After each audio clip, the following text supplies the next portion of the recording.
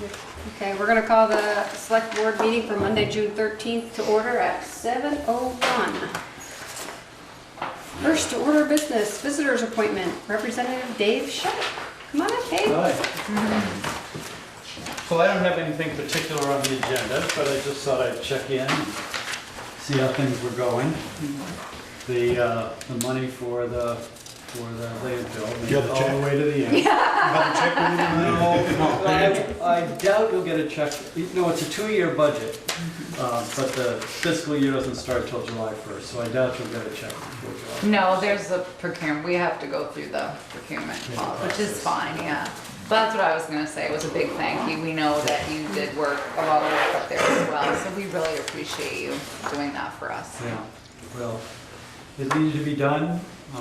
No, it's good for the environment, it's good for the public. I think the response that I've heard anyway about people using the new arrangement over there has been very positive. The people have been really good at helping folks figure out what's recyclable and what goes in trash and helping them unload the cars and all that sort of stuff, so.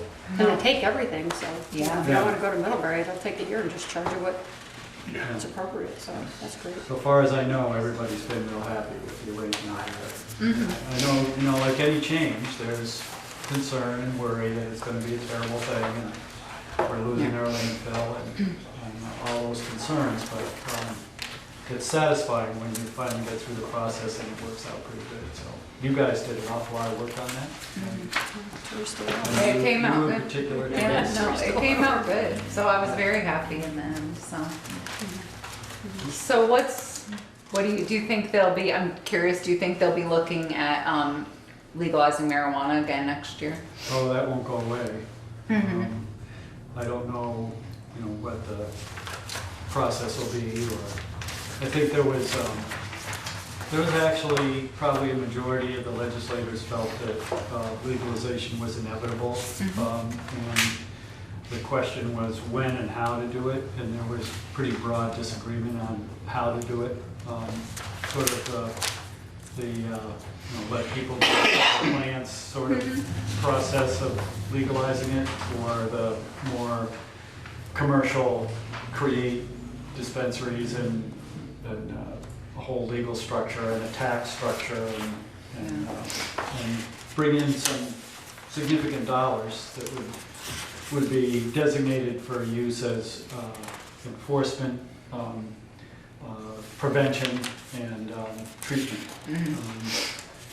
But it just seemed too big a bite for anyone to undertake. So I think it'll be bad. Yeah, I think it's inevitable. Yeah. myself, but- I was interested in it in a sense. I went to a manager's luncheon and I'd asked them, I'm like, what are your thoughts about this? How does this affect us as far as if the state legalizes it, and yet, but obviously we have CDL drivers and they're tested for certain things, but yet when you have office workers and how, I'm curious about how it affects us. How can you say, okay, you can't, if it's legal, I suppose you have some options, right? If you can't smoke on your property where you're working, but yet if it's not illegal, can they smoke on their lunch breaks and then go back to work? Like, I was trying to figure out how that worked for us as far as personnel policy and policies and things like that. So I think that was kind of the way I was thinking of it. It was kind There's of a whole lot to work out, Yeah. to figure out Yeah, so- how businesses are going to handle it, how we're going to handle road, driving under the influence on the road, what constitutes influence, how do you judge? Right. Marijuana is unique compared to many other drugs. Right. It's minute amounts of it Yeah. stay in your system for up to 30 days. right. So that means if you're going to arrest somebody for driving under the influence, you've got to have some sort of number that says, Right. so many micrograms or whatever it is of this Yeah. substance is deemed to be under the influence. And that was one of the really big problems involved, was trying to come up with a number that would be appropriate. Well, how do you test for it? Well, yeah, You know, it was- like on the side of the road or wherever you are. Maybe it's you know, how field do you sobriety grade? somehow, I don't know. So it's an Testing interesting- is, in terms of chemical testing, it's come a very long way. There is, and that was another very controversial thing, saliva testing is available now. Oh. And it's cutting edge technology, so how accurate is it, you know, how do you use it? Do you use it in the station? Do you bring someone into the station and do a saliva test? Is it something you could do in a roadside stop? Yeah. Just a real ton of questions to It's be gotta answered. be, and it was interesting too, because you're thinking, okay, if it's illegal federally, but it's legally for the state, I thought, my God, this has gotta be a really, I mean, just the understanding I had and the questions I had were, you know, I can imagine trying to sort it out on a legislative level for sure. On the other hand, my son lives in Colorado, and we know a number of people in Colorado, and it doesn't seem to be much of a problem out there. Yeah. For people who live out there. Somehow we they hear figured it horror out. stories in the news back here. Mhm. We were given as legislators plenty of horror stories. Mhm. But people actually living out there don't seem to notice much negative of the process out there. Of course, it was different out there. They run a certain amount of government by referendum. So Mhm. there was a referendum that said, you know, make it legal. And so that passed. And so then all the agencies and the legislature, everybody had to scramble out there to figure out, okay, the electorate said we have to make it legal. How do we do that? Yeah. And we made some pretty big mistakes in early going. Yeah. And regulating edibles in particular was a big disaster out Yeah. there. So that was, I don't know, that was kind of the dumb way to go about it in some ways, to just say, okay, it's legal. And then Sink or swim. you guys figure it out, telling the bureaucracy or the agency of government, you figure it out. You figure out how you're going to determine DWI. You figure out all these things. We went out and, to testify in front of the Transportation Committee, and when we were there, they called Rocky Mountain High, and they gave some statistics, and the guy said, he said, do yourself a favor, wait a couple of years, see what we did wrong, and learn from that, rather than just shove it through and then make the rules afterwards.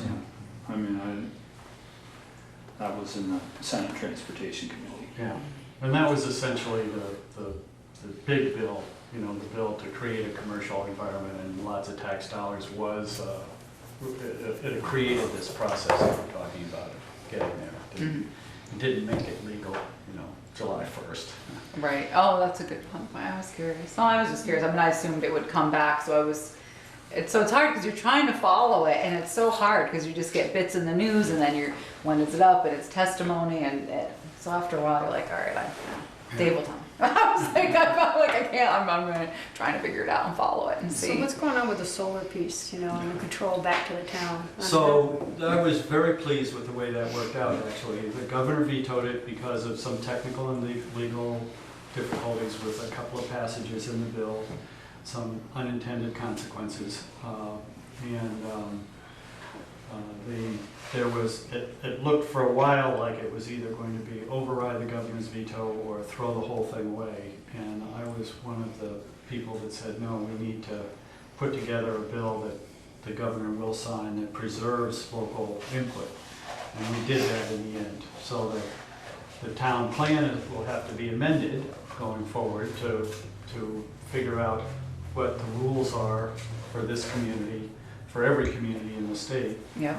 and regional planning commissions, how solar is to be dealt with, what the rules will be, or what the siting practices will be, and then going forward, the Public Service Board is required to take that into consideration, which they hadn't in the past. So, Right. so I was glad that we were able to pass a bill that preserved local input. You know, it doesn't stop renewable energy in its tracks, which some people wanted to do. And I don't think we should. I think renewable energy is very important for us moving forward to get off of our addiction to oil and to, we've created a ton of jobs in this state around solar power and wind power. Solar more, I think. Of course, my son works in the industry, so Right. I may be a little prejudiced about that. So it's You look at local. Bristol Electronics, for example. Yeah, oh, no, It's been really absolutely. great business, and homeowners love it. And on rooftops, it's perfect. We should have every eligible rooftop should get a solar system, in my opinion, because they're pretty, you know, they're pretty unobtrusive. They don't Right. block No, it's anybody's true. view of anything. And we've cut our electricity costs in our home to zero. Wow. Um, So it's local input, not local control. So they, meaning they just may have to adhere to setbacks and that's it? It's no, I think, You you know, know, that when there'll be a process going forward, but I Mhm. think it's things that ought to be considered by the planning commission in possibly putting in our zoning regulations is protection of wetlands or prime agricultural land. I think one of the solar problems is using prime agricultural land for solar fields. When we have marginal land, it would be much more appropriate. I spoke to Mr. Hill from Hill Farms about this issue, and I think that's how he feels. So if the planning commission were to identify, you know, areas in the town that are appropriate for solar and rules around setbacks, or what my son tries to do is talk to the neighbors about, you know, foliage and screening, Screening. sort of, yeah, yeah. and so Interesting. I think those are the types of provisions that will carry weight with the Public Service Board. Yeah. Well, it's interesting. I know, I'm certainly, Chris Purley's here, he's the planning commission. I know they've talked about this a million times, but it's come up off and on, so I was curious what they were. I'd seen the notice that he vetoed it and I was curious why, so Yeah. just some. that's He interesting. vetoed it for two reasons. One is that the language in the bill was that no permit for wind could be issued greater than the quietest wind permit in the state. And that broad language brought in a very small wind facility in Virgins that was much quieter than any commercial facility. So we split the language. We said for facilities less than 500 kilowatts, the Virgin standard is in place. And for systems greater than 500 kilowatts, the lowest, the quietest systems permitted to date would be the maximum that could be permitted going forward for the larger systems. And then the other was the money for local planning, regional planning commissions, I think, to start this process Yeah. of putting plans in place that will influence Public Service Board decisions. Oh, nice. Good. All right, well, that's good information. I was curious on how. I have a question, David. Yeah. It's about AOT and our traffic light, and, you know, in '93, we dissolved the village and we're all one town now, but they don't recognize 116 through the village here, from Stony Hill to Lord's Prairie Rock. It's all ours. And it's not all ours, it's not all Starksboro's going through there, or New Haven, or Heinsberg, and this board member just doesn't think it's right. We can catch bitches. It's ours until we want to close it. Yeah, and then we gotta jump through all the And we have hoops. to have permission from them. Yeah. Yeah. So Heinsberg, it's not the case? No, that belongs to the state. Yep.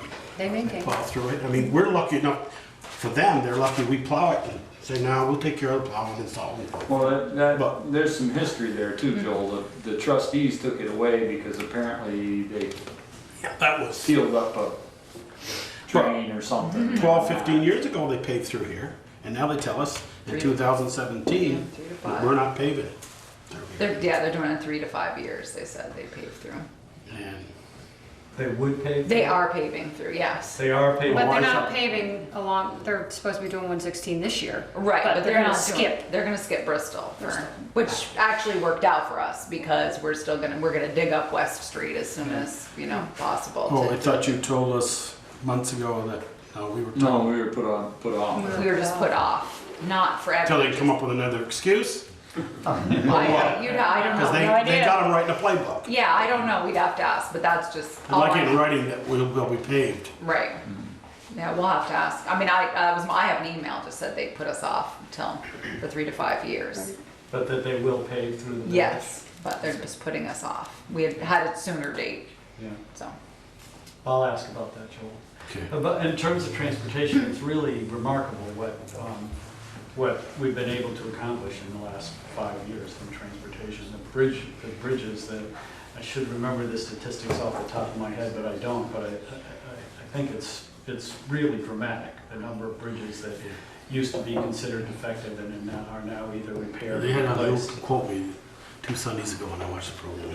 Yeah, They've made some huge improvements, and I commend them for that. I mean, the street light is something that they threw down our throat 2 years ago. We gotta do it no matter if you like it or not. And they said, you can work with us or stand behind. And we worked with them and tried to get some stuff done, you know, some drainage on the south side so we wouldn't have puddles and things of that nature. And we pulled back some of the ball belts, as George would call them. And then no more got started and said, oh, by the way, you're gonna own this when we're done. We'll wash your hand with it. And now the maintenance is all on us. Yeah, and we've been waiting 6 weeks for a button. Above, yeah. yeah. But The lights, the walk sign cycles every time and holds traffic, every time. Oh, It's yeah. been doing that for 6 weeks. One of the best parking lots in Addison County right now. That's right. Well, I found out a little history about that, so, but Peter Bouvier is on it again, talking to the guy to try to get him. Apparently there was 2 subcontractors mad at each other. But I said, basically, you're So take holding it the out on town of us? Bristol hostage because these 2 are having a match. And he was like, yeah, he's like, all right, so he was making a call. I said, well, give me the number, I'll call up to Maine if I have to, this is crazy.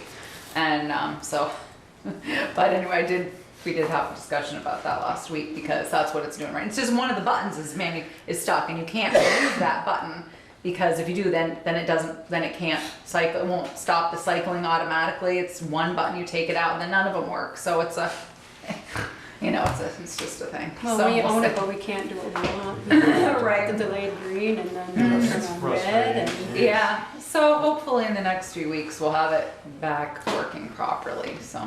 It only stops when somebody pushes the button. One of the AOT things that I think is interesting is playing out in the bridge by the Nash Farm down Yeah, on New Haven. on River Road. This concept of closing the road and just tearing down one bridge and building one bridge. It's always been, for a long time, it's been the policy of the agency to build a temporary bridge. And like they did on 116. Well, they cut the match. They cut the match from 10 to 5% if if you you allow close to it. close the road, Yeah. Yeah, which speeds up the process and makes Saves it money. less expensive. It's gotta make it a lot less expensive. yeah, that's what we did Because for instead South of- Street.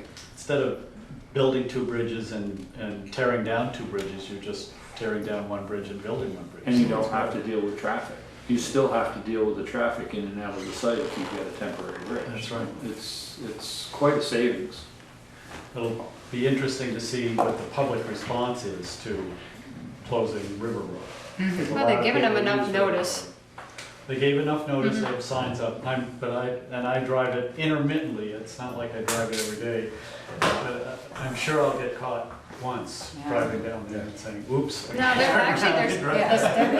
they put up a sign today, right Well, before you get to Yeah, River Road. and we Yeah. got And it. that hadn't been up there until today. Yeah, is it out on Route 7 now? Because when I turned on it this afternoon, you turn onto River Road, just before you get to the vineyard is where the big road close sign is. So you make the right-hand turn and then it's closed. Yeah. No, It's this is not- on 116. 116, they've got a sign. Well, that's good, because the signage wasn't out the last time I went through there. Yeah, but we did get a notice, so we sent it to Pam to put on Front Porch Forum and put on our There's website. been plenty of notice. Are there other town issues that I should be aware of? Nothing I can think of right now. No, we got our money for the landfill. Yeah, which we talked about that for. It was we were awarded. saying- Yeah, thank It's you. not in hand yet, but Yeah, it'll be here. yeah. So no, not right now. Well, so don't hesitate to drop me an email or. We won't. No, you won't. Well, thank you so much. You're welcome. Thanks, Take care, good Yeah. luck taking care of town business. Thank you. Give our best to Pat. Yeah. Thank you. Okay, Chief Brett Rose.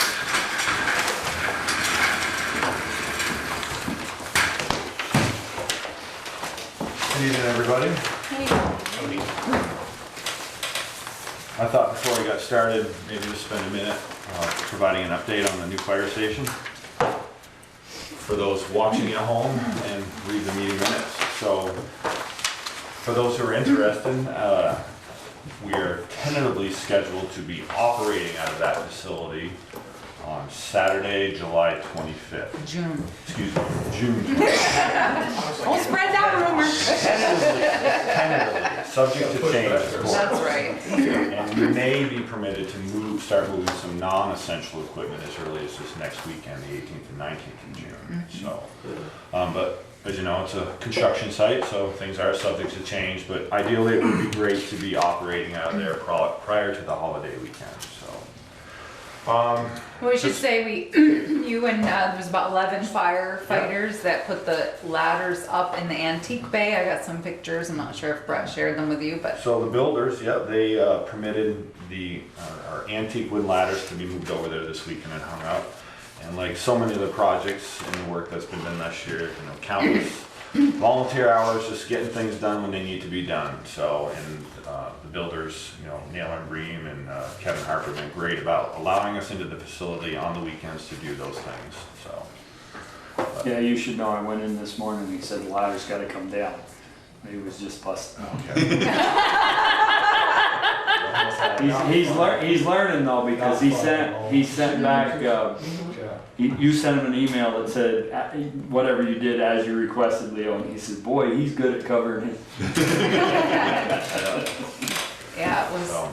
But anyways, the pictures were good, and if you get a chance, maybe you could forward them to the board so they Sure. can see them. But it was good. And just to Thanks so continue on much. your update, we did just today approved a change order to add some more screening between us and the Nelson property, the Booth Nelson, Sandra Booth Nelson property. We kind of were looking at that, so ended up approving some more cedar trees, about 11 more to extend that. So instead of a fence, there'll be a full, cedar line there. Very Of nice. trees, yeah, so it was good. We had Kevin Harper and I talked about it, and along with Peter Norris of Green Haven. So it's just, it's like you said, it's coming the wire, but still things are still changing a little bit. But it looks great. The doors look great. I've heard a lot of compliments. I was afraid some people would be upset when they saw it. We had a lot of comments on people loved the color, it was blending in, and then I thought, oh, wait till you see the red doors. I was afraid people would be upset, but It turned out very yeah, they really did. And any response I've heard has been really positive about it. And I said, well, he matched it to the fire truck, so it's perfect. chip to chip. Yeah, it was perfect. So it's good. Get So, there. yes, so moving on, in your select board packets, there's some policies with some revisions on them for you folks just to sit on and discuss amongst yourselves, things I'd like you to consider down the road. But tonight I just thought this would be a good opportunity to have a little question and answer session about some of those. I have some notes here, just as we go through these things, some questions I need to get answered, and because they're policy related, I'm looking to you folks either to provide directive or some guidance. So, Do you want to just start with the 109 and then? well, there's one that's not on here, and I'm only asking the question because this is a kind of a process thing. This has to do with how we bring members into the Bristol Fire Department. So my question is to the select board, we currently are voting our members in after they've met the eligibility requirements to join the fire department. So when I say eligibility requirements, they submit an application, they provide references which are checked. We do criminal background checks, Bristol Police helps out with that. Just like anybody applying for any other job. And then after that process is over, they go before the department personnel for a vote. So my question is, if they've met all the eligibility requirements for joining, is this an acceptable practice, or does it leave us open to discrimination suits if someone were to be voted down? And history tells you that has happened. So Is that, it's not in one of these policies? Yes, it is. It's in, It's actually in policy 1-08. I have, Not the one you have in No, front of you. no, It's no, in- we haven't got Right, it. it's in the mail. I'm just, it's a question that's been on my mind for a long time, and I just looking for some direction, even somebody here to do some research on that, to find out if that's legal. I'll do the research on that. I don't know. I can talk to. I'm just worried about the I guess- discrimination. I had, as I was reading through with everything else spelled out, I wondered where that was. Okay. I guess my question would be is whether it's somebody working part-time at the hub or part-time police officer or part-time in the highway department, we've asked them, bring it to the board. Right. Yeah, And- right. You guys and- approved the hires. And then this, we approve the hire over there, and the board doesn't see that candidate, and they are, when they're hired, and they go to their first fire call, they're paid, and they're an employee of the town. So Right. just, is that something we want to do? Just, Yeah. I'm not Yeah. proposing either way, I'm just saying. So Yeah. I guess I failed to mention that they do come in for an interview with the officers of the fire department. So they all meet them and we drill them with questions as well. It's a formal interview process. So Okay. If that, does that answer your question? Is there some type of formal interview? Well, No, what all we do is interviews are all done, and then the department head comes to us with a recommendation for the hire. They bring them in. Well, that's why I'm just asking the question. I'll let you folks figure it out. Yeah, I can do the research, as I can talk to the Department of Labor and VLCT, because you make a valid point. What happens if they're voted down? Is that a discriminate, you know, what are we open to? I don't know. So I have no, I can look into What that. happens, Brett, if you guys, they apply, you look at their references, you draw that, and something comes up, and you turn them down, or, Yep, so So you as can't- the it policy does work that way, states, right? we send them a certified letter and they can meet with the fire chief so we can tell them the reasons why their application wasn't Okay. accepted. You know, if they, as an example, failed the criminal background check or something of that nature. so it's not like the membership votes them up or down, no matter what, you do have to say prior to it gets to the membership. If they were voted down, they could appeal it, Right. you know, but what is that formal process? So that's what I'm asking. Yeah. I'm concerned, I want to protect the town and I just want to ask the I question. think the way it is now, the way, correct me if I'm wrong, the way we felt the last few years is if they make it through that whole process, then chances are pretty good that that the vote is gonna be affirmative, because otherwise. You've already we'd be- vetted everything else We'd be out. in trouble, yeah. Well, And VLCT, it's been a concern, it's been an ongoing concern for probably 5-10 years, I would say. VLCT does have a division now that can help, like, I can send this policy 1-08 to them and have them look at it and they'll actually look at all the legalities and ambiguity, you know, to let us know if there's any issues. So we can, so I'm happy to do that. I can look into that, chief, and then, get back to you in the select board on, but I think if I forward it to VLCT, they can give us some input on that, because that is a good Sorry, question. yeah, and regarding that policy, I wasn't asking for a change, I just figured before we even consider a change, we gotta find out what's right. Yeah, no, it's The way we're doing it now is acceptable, then Yeah, fine. we'll find out. So, next, policy 1-09, adopted 12/28/15 by the select board. So my question is, we currently have a residency requirement that is currently not being followed. What is the select board's directive in addressing this issue? Prior to this year, we've had firefighters that we've allowed to live outside of Bristol for various reasons. Yet over the years, we have not permitted this accommodation to other members of the fire department. Fire department personnel continue to ask how can we make special accommodations for others when this past year alone, there was 3 firefighters who asked if they could move to one of our neighboring communities, and the answer is no, because it doesn't follow policy. So my position on this topic, it's not punitive. However, I feel strongly that Bristol residents be given an opportunity to serve their community. Neighboring departments can only benefit from trained firefighters already living in their community as they struggle with personnel, as many departments do. I'm proposing we give notice to anyone living outside of Bristol, 6 months. Notice to relocate in order to remain in the department. If they need additional time, we will permit an additional 6 months on a leave of absence, granting any persons currently living outside of the town 12 months to regain residency in the town of Bristol. There are currently residents in Bristol. We do have a waiting list, and we don't have any spots for them, which I'm actually very proud to say we have a waiting list. So what you're So saying is. I'm asked this question by fire department personnel openly in meetings, so I'm bringing it forward to the select board to have you folks address it. So what you're saying, just to clarify, is that you want to send them a letter to give them 6 months' notice to basically relocate or move back to Bristol, and if that's, you're still going to allow them an additional 6 months if they need a leave of absence to make that happen. So as an example, you could give any individuals from July 1st to December 31st, their 6 months. If they need additional time, we'll grant an additional 6 months on a leave of absence following policy, where is it? Policy number 1-13. So to give them a total of 12 months to reestablish residency in the town of Bristol.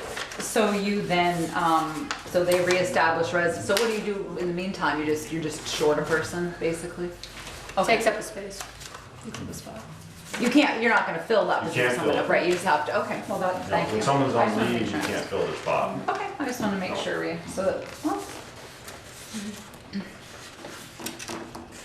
Question? You said 1-13, It's not, no, I was just, It's not yeah, that's It's an not here. existing policy. You Looked at it. approved. Yeah, I was just referencing it. Okay. So, and those, if anybody's ever looking for it, it is available on our website, the entire policy manual. So, if he's. I'd be happy to send you the link. At the end of the first 6-month period, what guarantee do you have that they really tried to relocate during that 6 months and aren't just intending to run it for 12 months? Well, I don't think that that's really an issue because they'd be on leave after that and they wouldn't be able to participate in anything. So if they didn't relocate in the 6 months, I think it's spelled out where leave, you're not able to participate in my. Yes, you are correct. And that is in 116? That's 113? 113, yes. Okay. So, and in 1-09 of the firefighter requirements, so it does state, just to be clear, to be a town of Bristol resident. I see that. All right, so it says, the town of Bristol Fire Department requires that all personnel be domiciled in the town of Bristol. Proof of residency will be required at initial application and any time thereafter by request. Acceptable proofs of residency include, but are not limited to, a copy of a driver's license, a lease agreement, or utility bill. P.O. boxes are not acceptable as proofs of residency. And you currently have 1, 2, 3. Well, we had learned kind of the hard way. We had 3 at one time. You know, one of them, I guess, not really their fault. They didn't even, they thought. They didn't know where they lived. They had a Bristol address, a physical Bristol address, but that's why, you know, during the, you know, we need to look actually where their residence is. But both of those situations, 2 of the situations have resolved themselves. One of the individuals moved back to the town they came from, and the other one has since moved into town, so. So having people. And then you have 1 outstanding, is that what you're saying? One outstanding. Okay. Right now. Having people on a leave of absence isn't hurting the function of the No, it's fire not. department. So, which goes to Even my though you next point. can't replace that person, We will be fine. all right. It's a good question, but we will be fine. Now, see, the reason we have a leave of absence policy, Ted, is because during the course of people's lives, as you know, ups and downs, and sometimes people need to take 6 months, and we will grant up to a maximum of 12 months for certain circumstances. You know, if they're going through something personal and they need that time. So that's something we kind of fit into our organization. I was just. No, that's a great question. One of For those these who don't know. things is preventable. Sure. And I was just concerned that if you have a broad number of leave of absences, that maybe this person could just be pushed aside and replaced because it's going to hurt the manpower. Well, I think it's important to follow the process that's in place, and that's why we're looking for a little direction from you folks. So, Joe, did you have something else to say? It's not an issue. no. I no, mean, sir. you got 1 leaving, 5, 6 left. Then that's something we That we have to That's address. what I'm yes. looking at, is that, you know, So, which kind of leads into the next one. So, Well, do you want a decision on that? no, I'm asking for you folks Okay. to I'm certainly not here to put you on the spot. You know, if that's something you folks need to discuss amongst yourselves, then please do so. And we'll just put the policies back on a future agenda, to be voted on the board. But this is good because it's a good Q&A time to catch everybody up. Yep. And are you talking to your members about this stuff as well? Do they have? This came up, it was actually brought up to me, it kind of caught me off guard at a meeting. So it's very open Okay. and about the residency requirements, so, yes. Some of it has been going on for a while, some of this is definitely new.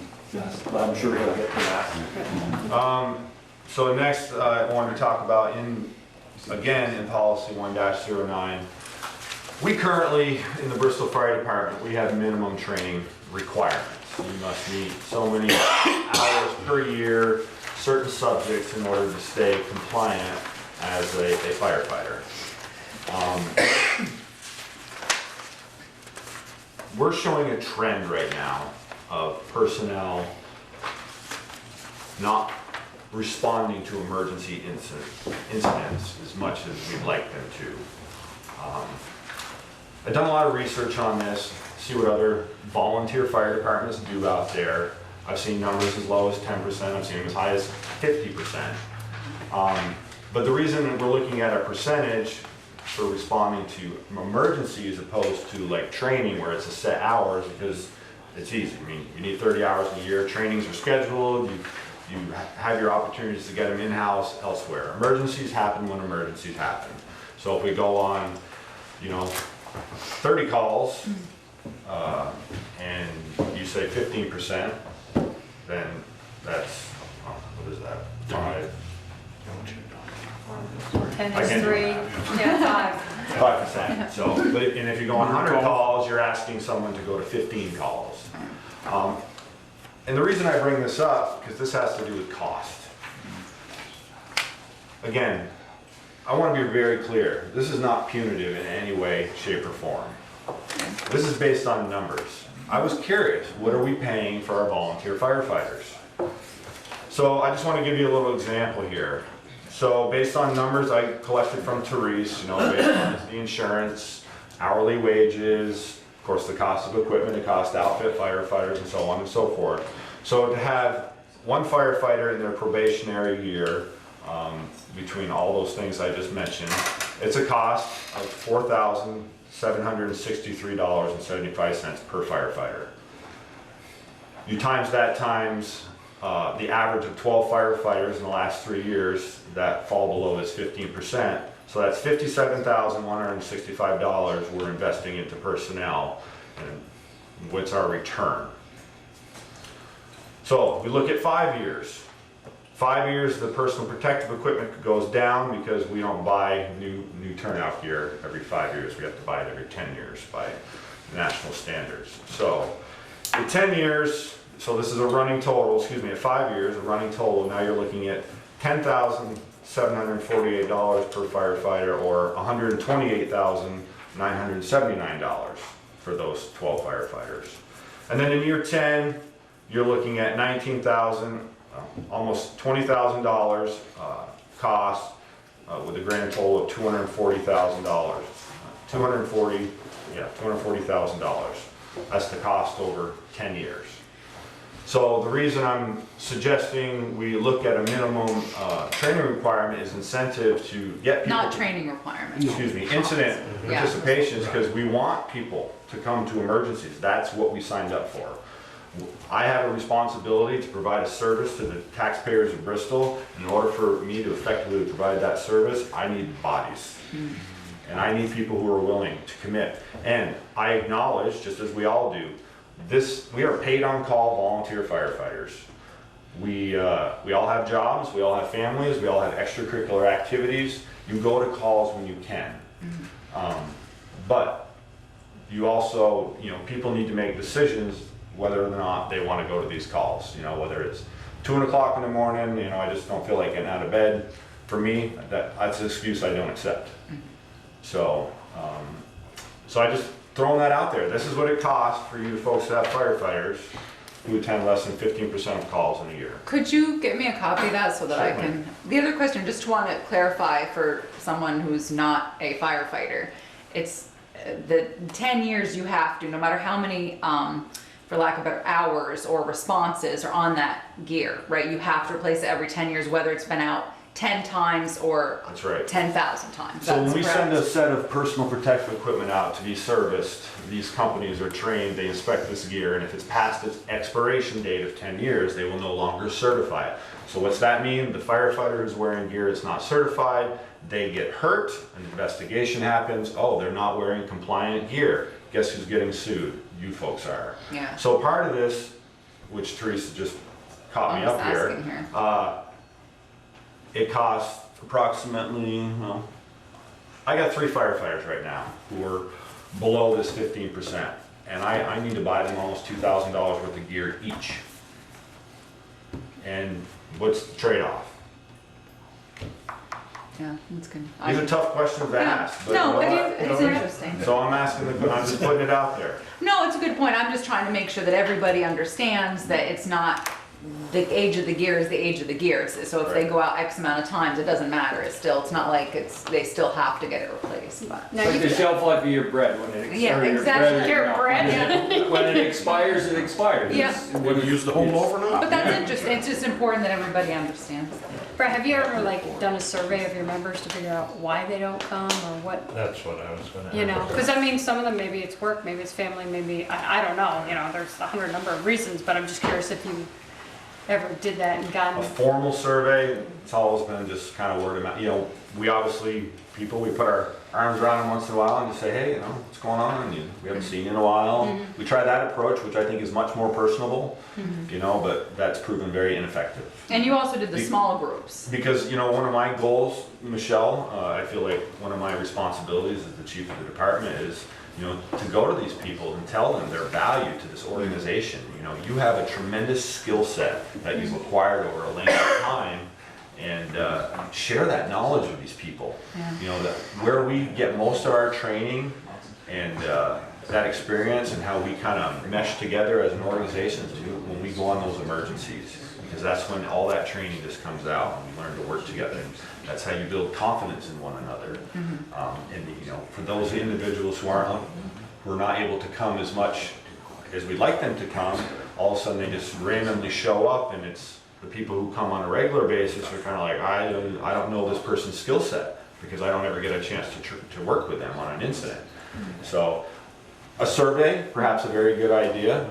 I don't know if it'll get you the answers you want. I was Well, just you know, curious as if I'm there was always, different I'm always reasons. curious what the reasons are because, you know, we all have our own lives, our own personal things going on, and I recognize that and acknowledge that, you know. I got my own stuff to deal with too. And you had, was this the first year that you did the small groups? Yes, so this And you got past year, some- I got some feedback, yep.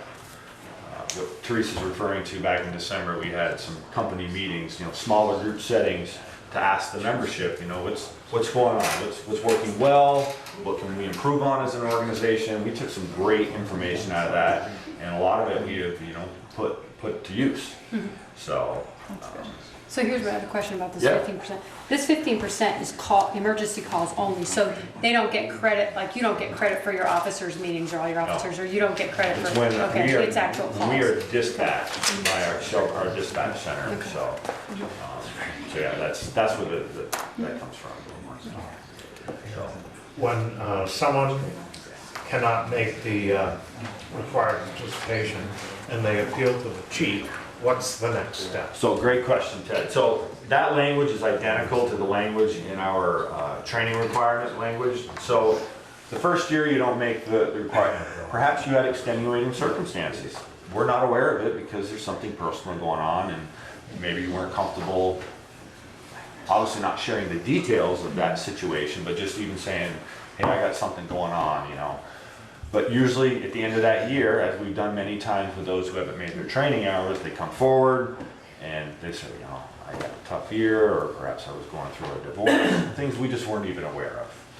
And we take those things into consideration and it goes away. You know, it's on a case-by-case basis. This is where it comes down to, say, we're human beings, and You know, we all have feelings, and we can kind of see where people are at. We know if they're being sincere or not, you know, but if it's legitimate, I'm just not coming, like the training hours, I'm just not getting them.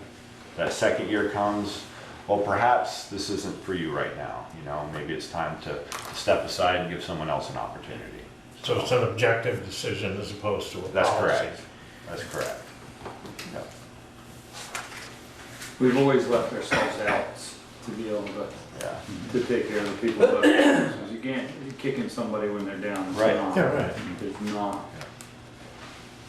I was just wondering No, what happened those after. are great questions. You know, and I understand, you know, you obviously are a minority in this room as far as fire department Yeah, knowledge. that's right. I learn stuff all the time. I was like, But, what? Yeah, no, it's a Appreciate your question. language and whatever, yeah. And then the last few were just based on these company meetings Therese just referenced. So I have a question on Yes, Peter. 110. Oh, You increased the training hours from 25 to 30 for people with 10 or more years of service. Yes. Did that come out of those meetings? What's nope. that That's number? what I was Came gonna out ask. of my notes. You know, what? So, I'm proposing to raise the minimum annual training hours for full duty active members with 10 or more years of service from 25 to 30 hours. The reason for this, it's always been the procedure to lower training standards as the years of service went up. This is no longer an acceptable practice, as continuing education is what keeps us safe and provides the necessary skills to protect our community. We shouldn't be lessening the standard, they should stay the same. So that's where that came from. There's a couple of things that I had on that same page. The minimum requirements and not meeting the minimum requirements, it says you will be placed on inactive or suspended duty. And then not until the end of the section does it reference the 2 years, so those two just don't match. It would be the 1, 2, 3, the fourth bullet. Right above the training hours. Fourth one down from the top. Yeah. Any firefighter who fails to meet the minimum training requirements will be placed on inactive status or suspended depending on the situation. It just doesn't jive with Okay. the 2 years in the back. So it sounds like you're asking me to make an amendment, because you folks already approved this. This was approved back in December. With the 30, with the change, Brett? No, the only change in this Oh, one okay. is that number. The language Well, I hasn't just, changed at all, but no, I that's just a good point. caught that. And then the other thing is, everything says firefighters. When you say firefighters, do you consider the officers firefighters, or should it say officers and firefighters? Just consider us all firefighters. That's what we I are. do too, but I mean, Yep. We're all firefighters. Yeah. okay. Well, that was, you know, Yeah, that's that a good is. question. I read it. I didn't the first time vote on it. So one of the, on 1-12, the disciplinary process. So the change in this came out of the company meetings. You know, many felt the previous version was just too detailed. It was 6 or 7 pages in length. Oh. And so this is just obviously a very condensed version, you know, more open to interpretation. And if, you know, if it really gets to that place, if we can't, you know, address things in-house and it has to come before the select board, then town personnel policies are gonna take over anyway.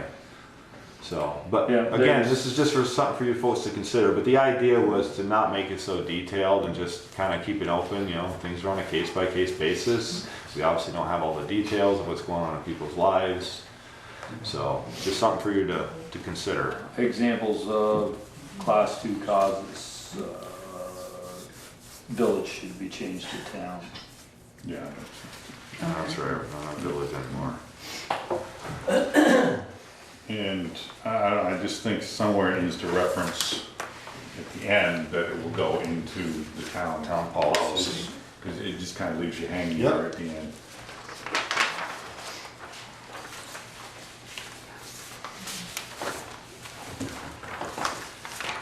So, but are all Yeah. these gonna be discussed with your members? Have they already all seen these changes? They all, the changes, no, that's Okay. why I'm here. Okay. So, then after you folks look at them, yeah, we'll bring it forward to the membership, so. Yeah, the policies are available, all our documents are available, all our members on our website. So, that's where the most current versions live. So our one For the four, adopted versions. The adopted, Yeah. Yeah. The current adopted. currently adopted version. This, the changes in. No. no, no. They're not changes yet. Michelle, can I jump back to 109 for just a second? Just, Go ahead. it's the, this would be the next to last page, where the limited duty firefighter shall be entitled to. As you know, there's probably 5 or 6 of us, I made their initials here, I won't let their names out, that, they run trucks, do water shop, drive truck pumps and things of that, don't have any interior stuff anymore to do. Could go limited duty, but as you mentioned, firefighters about $2,000 to $3,000 to get fitted up. If those 5 or 6 went on limited duty, which I hope they don't, you'd have 6 new firefighters in here at a cost of $2,000 to $3,000 a year. 4. Maybe as much as 4 or 5 new firefighters. I No, just 4,000. or 4,000, and because you're not replacing that limited duty person's, you're not taking his gear away, so his or her gear away. So I just, what's your feeling on? They're still active, they're still performing a duty on the fire ground. But be replaced is, and then you set a $4,000 cost. To me, is a little concerning on the budget that you have to work with. That's all.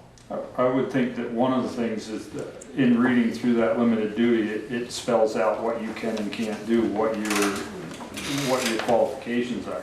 So if you're not qualified to be in harm's way, then does your gear have to be current? It's not his point, it's what he's saying. I know what he's saying. Yeah. To answer your question, yes. It still has to be If compliant. you're running a pump and you're not, you're in your street clothes and you get hurt. No, I don't mean that. He's answering my I'm question. answering his question. Oh. Yes, everybody has to be in compliant gear. Right. But as soon as you go to limited duty, you say down here, on the page before that, the limited duty does not affect, limited duty paid on-call firefighters shall not affect the maximum compliance of 35. So if 10 of us went on limited duty, we could have 45 dressed, fully dressed on a fire call if everybody showed up. And that's a cost in the budget that have we discussed. That's what I'm trying to get. If we had 10 limited duties, So the limited duty category is something the body came up with a few years ago. This is what you guys used to call the senior active people. Correct. So, So you're saying if they're limited duty, you can add that many more members? That's what it That's said, how you because read, li- that's how it reads. here, let me just tell you like it is here.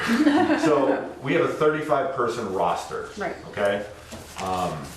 Limited duty personnel and cadets do not count as part of that 35 individuals. So if someone, or 5 people move from active, full duty active membership to limited duty, that opens up 5 spots, is what he's saying. Right. So do they mean they can never come off limited duty?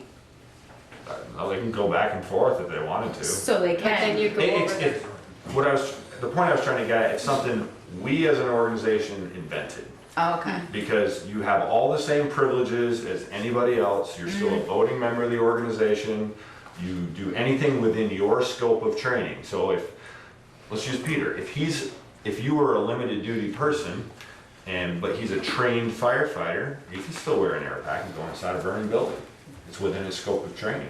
So then I'm gonna ask a really stupid question. Where does this number come from? How many people you can have on your, is there some state we standard? changed- There used the to be membership voted it. 50. Oh, 50 years ago, Okay. they had a roster of 50 people. so it's not a, It's an arbitrary this number. is that an you arbitrary decide number, on. it's not a state, so you could Okay. change, the select board could change that number and make your issues Go go up, you away. could go down.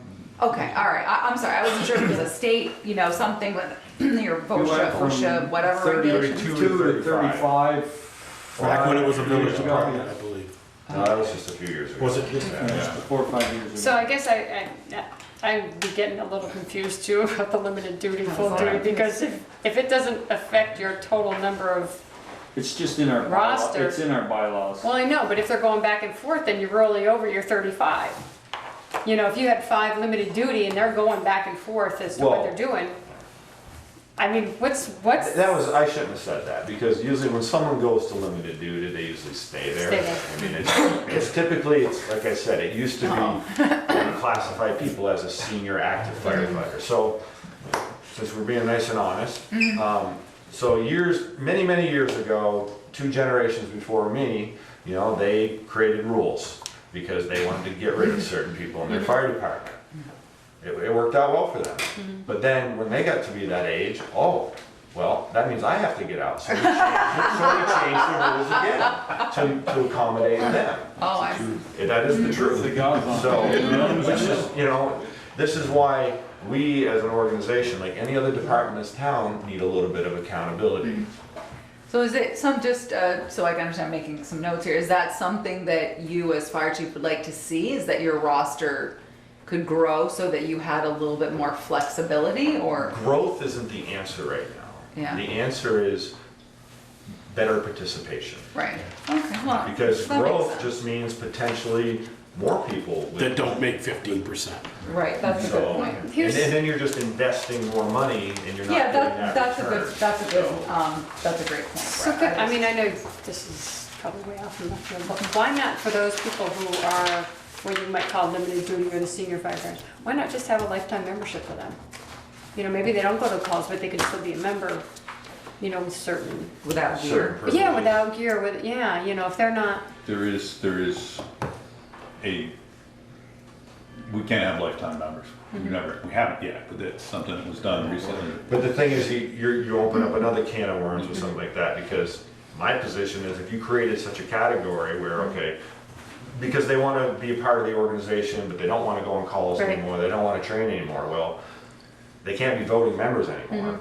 Because how can people who don't participate in the emergency responses and trainings decide the fate of the organization? That's not well, right. that's part of being a lifetime member then. Right, to but me. that is, That's one of the that's requirements. something you certainly We used to do that for consider. the ambulance. But honestly, we only have one person right now who would fit into that category.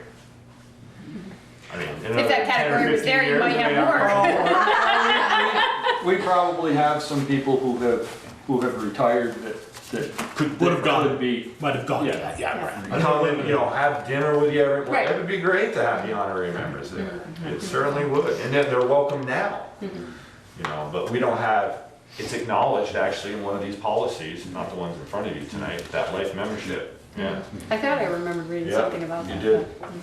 Under limited duty, number 3, if you're on medical leave of absence, you can be put on limited duty. Once that medical leave of absence is resolved, I presume that they can return to full active duty. Yeah, I think it goes on to say, you know, with a doctor's note saying. what- Yeah, well, what they can whatever, and can't, yeah. right, But they can return to Sure. full active, okay. But doesn't that increase the number of firefighters then from 35 to some other number? A leave of absence, you can't fill their Right, spot. you can't fill a spot. Right, but limited Okay. duty, he's saying you could Okay. go on, Got it. if you had surgery or something, you could Yeah. go on limited duty, but then come back, so. Yeah, yeah. But these are just all, you know, challenges. No, it's good, they're, We face as an organization, Good to I think about. face as the current department head, you know, we have a budget and we are about to start a very large budget for, you know, this new fire station. And it's a responsibility I don't take lightly, and I'm accountable to you folks. And I know I have some tough questions here and some, I asked you guys to do some homework for me, because really I don't have the answers. And I feel that's where you as a select board and our town administrator can really help out. yeah, I think what we'll do, Brett, is we'll try to get together and work out the schedule to put certain things back on the agenda, and then that way we can do what's always done, which is provide the select board with some information, and that way, obviously, they have time to review it and make a formal decision, so. But you were on what, 1-14? It's just the emergency vehicle. Well, I think he changed it, maybe Yeah, moved so some procedure. what this is, so 1-14 and 1-15. So previously we, again, the meat of the procedures, if you will, were in the policy manual. No need for them to be in there, because you know what? No offense against the select board, but you folks aren't gonna, you don't determine what proper qualifications are for somebody to drive a piece of fire apparatus. You know, that's my responsibility. Well, we know we don't want trees. I was gonna say, if we could, you might not like it. So this is simply acknowledging that we have a procedural manual, you know, on our driver training program, you know, like Peter's involved in. So you will follow these steps to become a driver. So the meat of that, the procedure, doesn't need to be in a policy. So that's what I've done here. So you took Same- that, the meat out and put it in a separate, Right. The policy is simply acknowledging, you know, That that there we is- have something. And same with the uniform. I mean, I had all the details, probably 7 or 8 pages of the uniform. You guys don't need to know that we wear Blackington A6 badges, you know? But that was what was in here. It's simply referencing, we have a procedure manual on our uniforms, what they look like, who wears what, so. So, I mean, that makes sense, and that was feedback you got from your small group work, that people said, look, these policies are ridiculous, so we can make them. They're gonna be more happy, I'll have to bend here in the next few days. That's not sarcasm, is it? Yeah. Yeah, it is, because there's some big changes coming Where? from the pro board, and they wanna take, the NFPA standards and make them OSHA standards. That sounds And- expensive. Yeah, and they're That also sounds like talking putting about every changing, town on. changing the certifications, so you can certify just as a exterior firefighter that's what, that's as well as an interior firefighter. So these are changes that are coming that we just heard about yesterday, so. they're really More about pushing, that. they're really pushing them. Any other questions for me, folks? Working hard to make sure everybody becomes career. That's right. They did Well, it with no, rescue. what they're doing is they're opening it up so that they can get more people involved. You don't need all the skill sets. You can still be a certified, a parole board certified firefighter and not have to take the interior part of it, which would have been ideal for Chris because, you know, he doesn't like that confined space. I would be one of those. Huh? I would be one of Yeah, those. well, you know, there's a lot of people out of there, you know, it's like he says, there's a lot of people with a lot of different skill sets that make it all work. And just because somebody can't go into a burning building doesn't mean they can't be an integral part of the fire department. So. But those are changes that are coming all through here. Well, again, Any other questions for Brett? Michelle, sorry. So you'll get us that cost Yeah. thing, and then we'll talk about making a plan, so then I will get that to VLCT and have them look at that. I do appreciate your time and, you know, you folks all being impartial on all these tough topics and tough issues, because I know your seats you're in.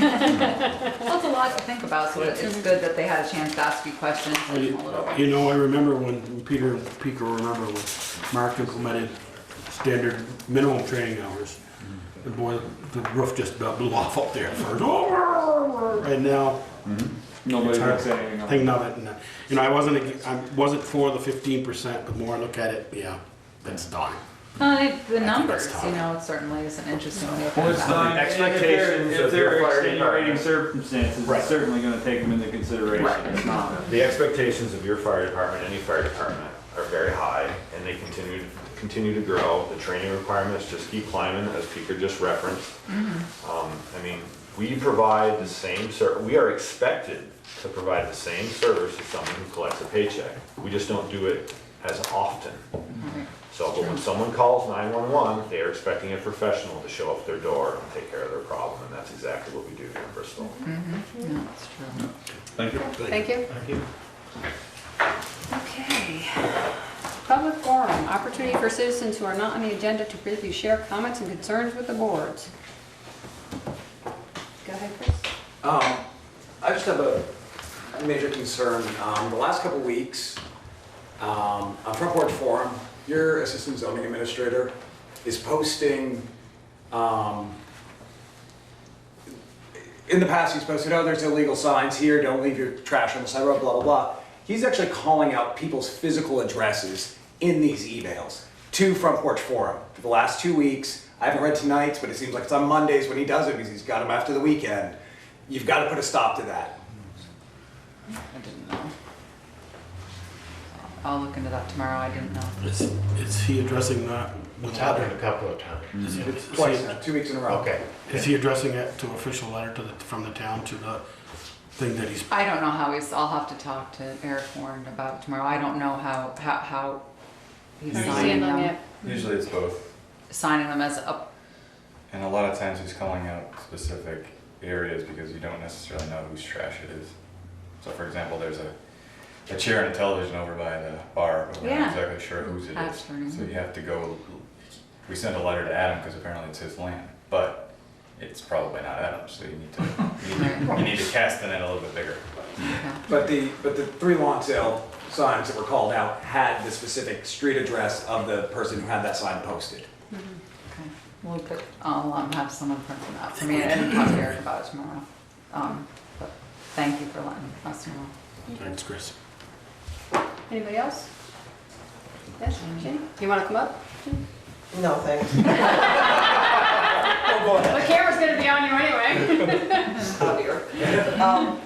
Yeah, so we're here, as some of you know, from Mountain View Street with concerns about the water line work that's gonna be done on that street and the tearing up of the road and possibly my property. We just put in a brand new driveway just a month and a half ago, and now we're hearing that that may be torn up. And we've got real concerns around that, that we weren't notified because our driveway could have easily waited had we known this was gonna happen. And I had a paved driveway there before, and it had, you know, A lot of cracks. a lot of cracks where, you know, they had been fixed and so Steve had the new driveway put in so that it would be smooth, no seams. Because the water was all gathering in our driveway from that whole street, by the way. And so we put the new driveway in just to do away with all the seams, get all the, you know, everything going in the right direction so the water would get out of there. And now, you know, if they tear up my driveway, are they gonna replace it right back to the way it is now? Which would mean paving the whole thing again. I don't want it just fixed at the end. And I think some of the other concerns also are, I believe there's a 25-foot right-of-way, is that correct, from the Yeah, center of from the the road? center of the road back. Which puts the town's right-of-way through 4 residences' property. There's established trees and all sorts of obstructions. There's also 2 water lines on that street, one on the north side, one on the south side, and wondered why the town hadn't given consideration to upgrading the one on the south side, which there's only 1 property, and the rest of it's all dirt, down through to this proposed development. So we just, you know, we'd like some questions answered about that. Is there an engineering diagram? This was approved 2 years ago, is that correct? Right, no, it was, and actually, it's been one of those projects that seemed to be a lot of chatter and then it just stalled and we weren't even sure when they were gonna start up again, and then all of a sudden it kind of, it's back. And you're correct, it is 25 feet from the center of the road is the town's right of way. The reason that they're considering, or that the water line is actually, is on that side of the road. The reason, my understanding after speaking to the engineer, the reason that they're considering that side of the road is because of the service lines. You're already on that side of the road. So if they upgraded the other side of the line, then they'd have to either bore under the road or, you know, cut up the road. And as you know, much to my chagrin, I'm realizing now that that road was paved not long ago. That road was paved 4 years ago. It's Yeah. already deteriorated from all the truck traffic. Yeah, so that was one of the engineer's concerns. I did tell him it's Green Mountain Engineering, and so I did speak to Alan and said, look, you know, there's a concern that when the water line goes through, that it's going to affect obviously people's driveway and properties. In the past, what we have done is put things, you know, obviously if we cut a hole in your lawn and tug bed, then we fixed it. We would most likely, in the past, we have not redone someone's entire driveway. They have just fixed the portion, so so there would be a seam there. That's what they've done in the past. However, I did, it's something that we could take under consideration, and I did speak to the engineer, to Alan, and he's actually reviewing the drawings. What happened was the select board entered into that agreement with Hogback Heaven, the people that are doing the co-housing. Thank you, co-housing. The town is paying for a portion of it, and they're paying for a portion of it. They had to design it, and then our engineers reviewing the drawings, and then we'll oversee, the construction.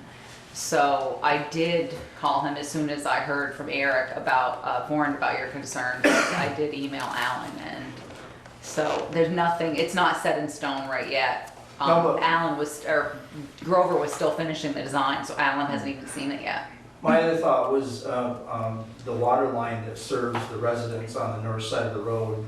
There's nothing wrong with that, it's intact. Right, There's another water line on the south side of the street. there is, yeah. So why wouldn't they just upgrade that and leave the north side of the road alone? And if you're gonna upgrade it for a fire service to this new development, I'm assuming you're putting a 6 or an 8-inch line? 8, yeah, that's right, you're in the water service. So you're coming down the south side of the road with no properties. Yeah. Except Carol Wells parking lot, which is dirt. Right, exactly. And it's a straight shot, there's no pavement. Yeah, no, you're right, Steve, I agree. And like I said, I haven't seen the drawings yet because Dean Grover hasn't finished them yet to go to Alan. So I don't know, I obviously wasn't town administrator when they entered into the agreement, so we've kind of, us and a couple of people weren't even on the board at that time, so we've inherited a project. But, there may be some logic to that, obviously there is going, but I know Alan, I think, was thinking about updating at the time, but you're probably a copper service, right, Ginny, because you built a new home and... We are. Yeah, We are. so I'm wondering what, if that was part of the original consideration for going down that side, was because, we obviously have lost a lot of water and leaking. Maybe the original consideration for the select board in 2014 was that they wanted to upgrade anybody on that side from galvanized to copper. So I don't know, Steve, if they had, more than one. Maybe Peter remembers something, more about it than I do. Remember when they proposed that? I thought it was going to the south side of Mountain View. Yeah, because there was a 2-inch copper line on the south side and they said it wasn't big enough. Right, we wanted to go down the south side because it would be less damage Yeah. to all the I remember having this conversation and seeing Yeah, that. and I know, Unfortunately, John and Rita Elder just built a house on that corner, so Right. that would be the one property that would be in the way of that, but that is the only property. Right. And they don't have a paved driveway. No, they don't. And we have to cut across Mountain Street anyway. Right. The 8-inch main coming up Mountain is on Robert Bushy's side. So what's the reason that they're not coming in from North Street? I mean, obviously that was- because of the new storm drain. The new storm Water drain. main's on the opposite side of the storm drain. They have a 2-inch to service the 2 houses in the front. Okay. How deep is the storm line, Peter? Oh, 7 feet. it's a 5-foot line, or How deep's the water main on the other side of North Street? it's not deep enough to go in under it. They claim that it will freeze because big dig project was a 5-foot culvert. Yeah. And That's a storm line. frost, Yeah. yeah, Okay. couldn't get that service line deep enough under there. But let me reach out again to Alan and see if he's, when I spoke to him today, he hadn't yet seen the drawings from Dean Grover, because I had, assumed that you'd be here. So he hasn't yet seen them, but maybe it's an opportunity once he gets them to see, from an engineering If they're perspective. willing to come and meet with us, because Roger's property, ours, and also Diane's have very large established trees. Right, yeah. And they're Right in on the water that, line. they're in that 25-foot right of way, and if you go through there, it's gonna rip roots out, and these are big trees. You bought Sure. where the Roy's is allowed. He bought Roy's And house. Roy's has got a new copper line. Yeah, I'm curious because Roy's septic is right in the front yard, and I don't think they can maintain the isolation distance for that water line on the north side of that road. It's gotta be 50 feet from that septic. So I don't see how they can maintain that on the north side of that road. I can remember the conversation here 2 years ago when Bill presented and the co-housing came in.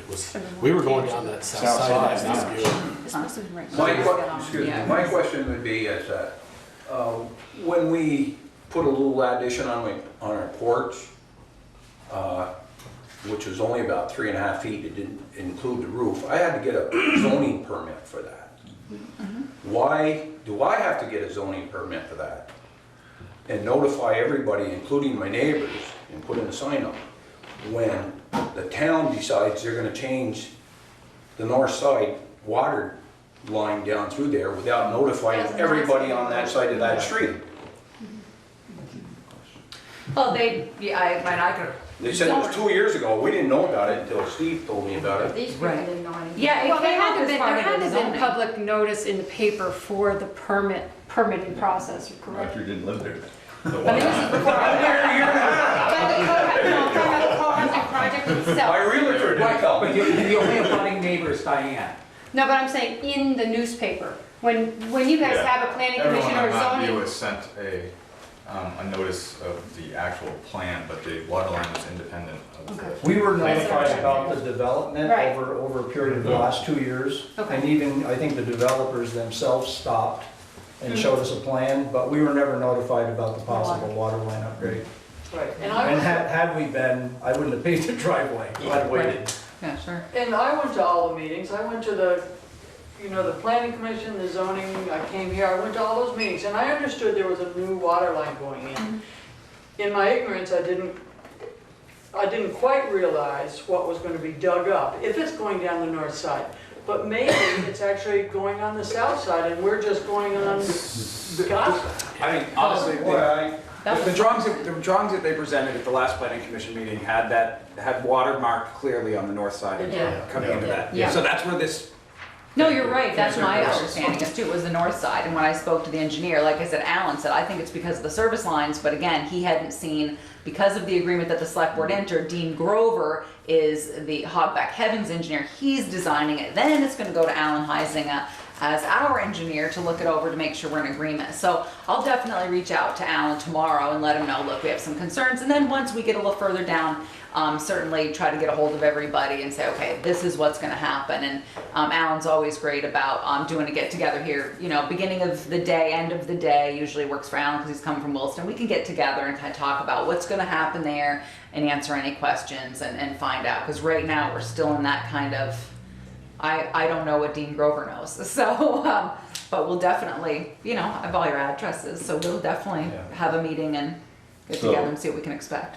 Teresa, you mentioned concerns about leaks on that north side. Did 64 seconds, is that what they're called? Did they check that? Yeah, but they don't do services to the house. They don't Right. do, like locations. So, line locating as far as, checking service lines to homes, they don't.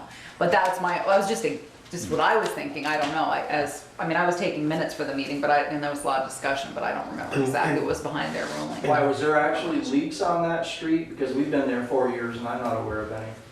No, well, we've had just leaks in our overall system. Oh, I see. Saying, yeah, we've been on the hunt for a while to find some issues. Well, it's interesting you said that. We just hired a plumber to come in and put a pressure regulator on our incoming line because the water pressure was so great, it was Yeah. blowing blow-off valves on our side arm water tank. Oh, it will, yeah, we have, yes, whenever. Which we're not complaining, I mean, the pressure's great. Yeah, no, and that's it, exactly. We have, right, that's exactly what we tell people. If you're doing water service, you should have a pressure reducing valve. Right. We definitely have high pressure. And we have 1905 pipes, so you fix a section, then it goes Yeah. great, and then it blows out a hole down the street, so it's the Yes. thing. But There again, you said you probably put the thing in the paper about the notice. Not everybody gets a newspaper. So the individuals on that street should have a letter notifying them of any changes. The other side of it is that it is 50-foot wide right of way, 25 feet from the center of the road. The road is only 24 feet wide, which means that from the center line, the edge of the road is 12 feet over, which means that the town still has a 13-foot right of way, On which both is gonna. sides. Yes, exactly. Right, so. Exactly. Yeah. That's quite a piece of Yeah, it property Well, that you guys have been taking care of, mowing and planting and so on. and I might add, it looks quite nice. The other thing is, I know, I was on that street this morning I don't see any markings for curb stops on Mountain View Street. There's a curb stop on our property. I know It's there's a far curb below stop, grade. it's not marked in blue like all the rest of the town though. No. It depends on probably when they got marked. I think Yeah. they're all mapped, so. Aren't they? Yeah, we Okay. paid on that. GPS. That is literally 2 feet below Yeah. grade Yeah. on our lawn. I've got it marked with a stone. So. The other question I had about the street itself, and it's probably a Peter Bouvier question, but do you folks know the legal load limit for that road? Is it posted? I don't think it is posted right there, but you could ask Pete. I don't off the top of my head. Should it be? Again, that's a Peter question. He can tell you what the legality is. I can't off the top of my head of what It's- the standard is, but Peter When might. it's Well, 24,000 pounds unless they have a Specific permit. posting. And of course they're gonna Which most of them do. We have been enforcing the overweight permit. Well, no, I mean, I know the town just paved that road 4 years ago, Yeah. and literally the trucks going in and out of Mountain View have destroyed the pavement. Okay, Yeah. so we do make them get overweight permits, and we've been, certainly the town's been more active about that this year than they have in the past. That way if something happens, and then they have some sort of recourse, but, I'll definitely mention that to Peter. When they start the co-housing project, my understanding is all the traffic's gonna be past us. Nothing's gonna be coming in from North Street. Everything's coming down All the in construction and out vehicles. Mountain View. Yeah, yep. Huh, that's kind of sketchy there when you're pulling out. It's not very wide. When you're pulling out from, Mountain View onto, Mountain Street. Yes, right. yeah. Don't tell them that, they'll take another And how many 13 of feet. those, You may widen here. Lord. how many of those trucks will be over the weight limit? All of them, but they have overweight permits, so Well, it's, yeah. that's a fine thing, except for the But service. that puts it back on the town to repair the road after. Exactly. It's- So there is a question about how far my septic system would be from the water line here. Yeah. What'd you say, 50? 50 feet, it has to be 50. Here's the engineer. Here's the firefighter tonight. It's the isolation from a water main is 50 feet from a leach field. So I'll let Alan know that, because I wonder if Dean Grover knows that. 25 from the tank. Yeah, but where's the elders? All the elders. Where's the elders? Theirs is on the other side of the house. Yeah. They're on the south, it's on the Well, south. see, whoever designed that would have designed it because there is a 2-inch where the main water runs line down there. that other side, so they have to be away from that. Their leach field is on the south side of the house. I saw it installed. Yeah. So we'll let Alan, I'll let Alan Heisinger know, Roger, that your septic, that could be an issue, because I don't know what Dean Grover Yeah, I knows, know it's but on the I'll front let lawn, I Alan just know. saw Okay. Halleck put it in. Then I'll let him know, Roger, when I talk to him tomorrow. You read? Okay. You have any questions? Anything else? They're probably gonna be starting sooner rather than later. There's a pre-construction meeting or a pre-bid meeting up there Wednesday morning. Just For so- co-housing, for not the co-housing, water just so line. you're aware of that. The water line has not gone out to bid yet, so that's not. Kind of hard to go out Yeah, to bid so when no, I'm engineering just saying, plans are well, I just wanted to be worked clear out. that these are what Peter is talking about. No, yeah, I'm just letting them know that they're getting close to starting. And they'll Everything, be starting on the North Street side. I would imagine, That well, was what they everything's going. said. They were gonna Everything's do going through Mountain View though, right? North Street I have no side. idea. So they I won't just got invited to bid, that's all. Eric, do you know? Can you answer Diane's question? The renovations on North Street are supposed to be the first phase, but that was the original permit, but now, since it's been 2 years, they may just do it all in one shot. So there isn't access to the interior of that lot via North Street, so they would come down Mountain View. Wasn't that a condition we put on the original permit that There's driveways. they had to make that I don't know, that's a whole different call. Did that- There was a fire access to Did one that of actually the cottages, pass but they just took it out in that last one. perk testing for 39 bedrooms, that area? It must have. They Yeah. could first. Yeah. Yeah, I mean, we have the good center- soil the in whole Bristol, center is sure. all Permits for Yeah. house, It's a they would big come in for system. house It's a acquisition. common.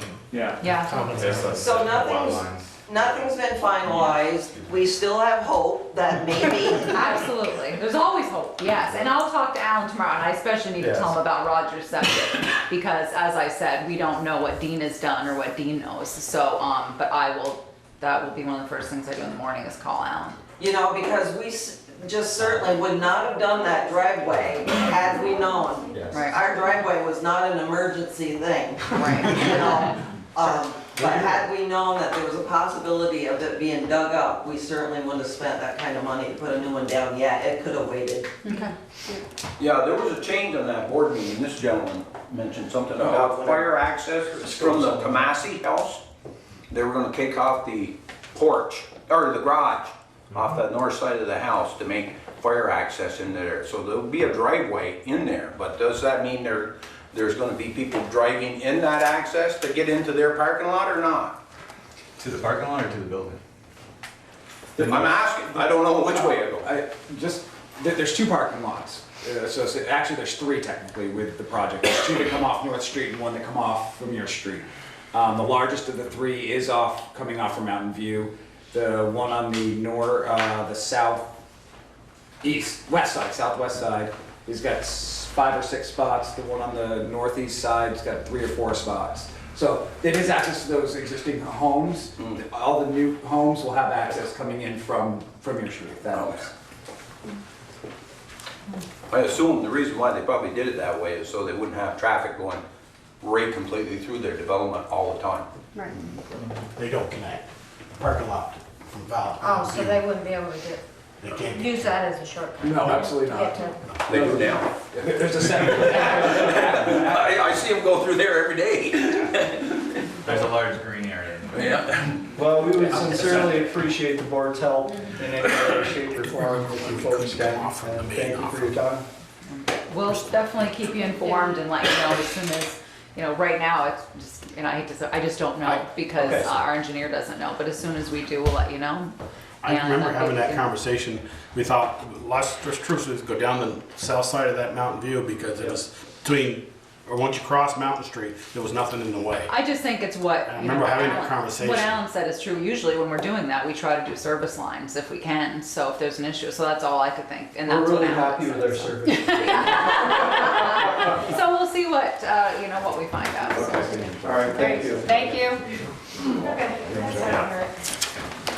Next, thank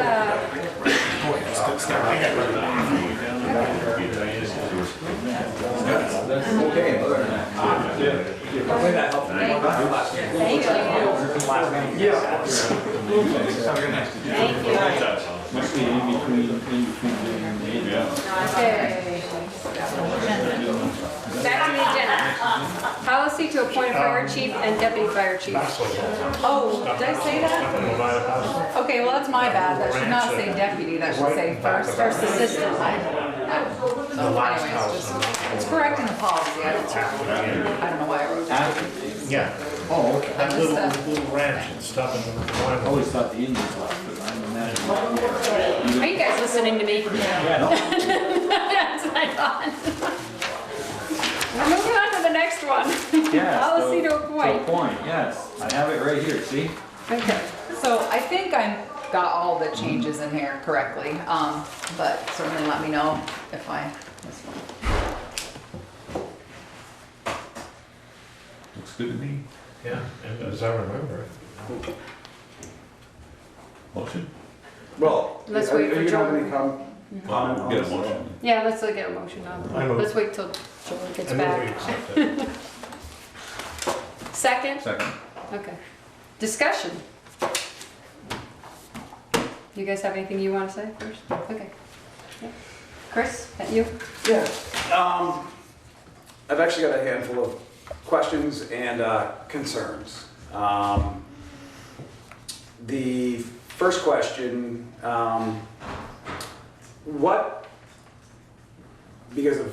there's a lot of hearsay of why this is going on, and just wanted to get from the board, what exactly is the driving force behind making this change? And the reason why I've done a lot of research in general. Anyone who knows me, I'm a little OCD about trying to find data.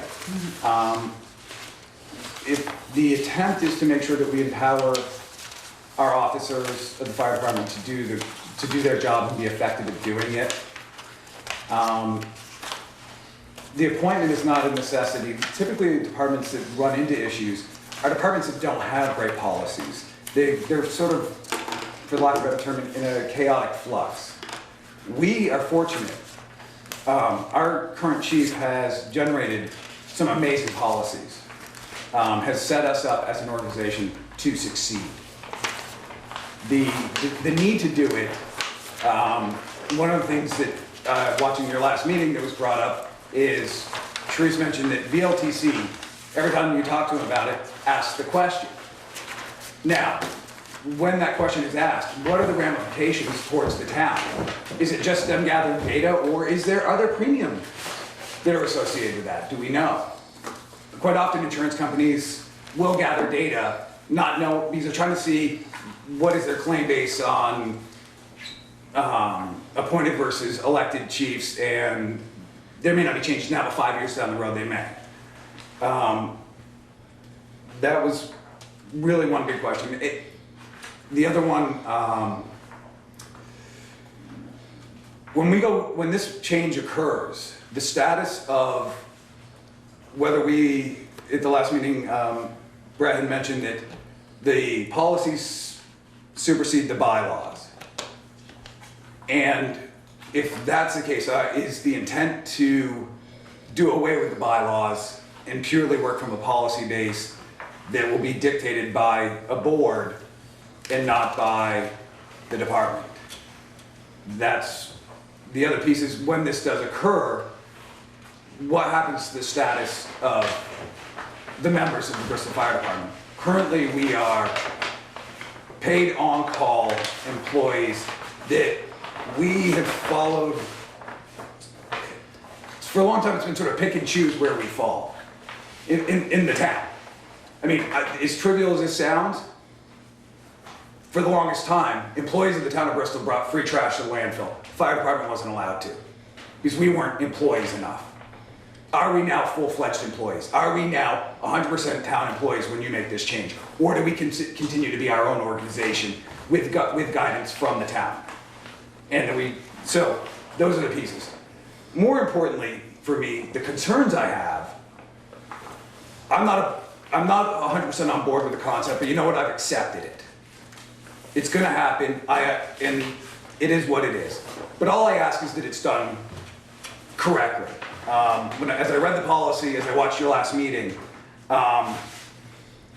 there was a couple of things that came out glaring.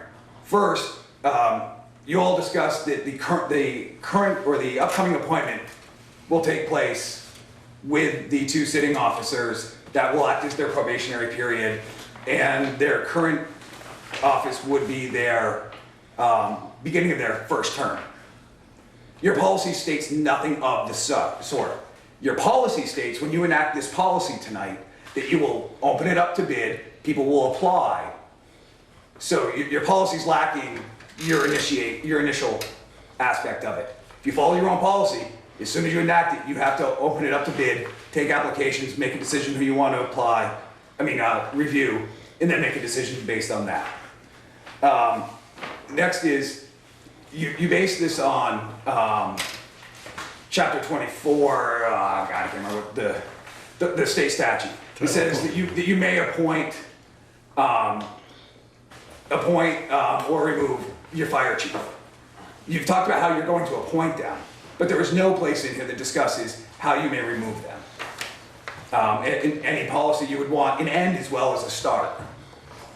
It gives you some teeth as a board if a problem was to occur, because what you're appointing is not the person is part of the fire department. They're an employee of the town.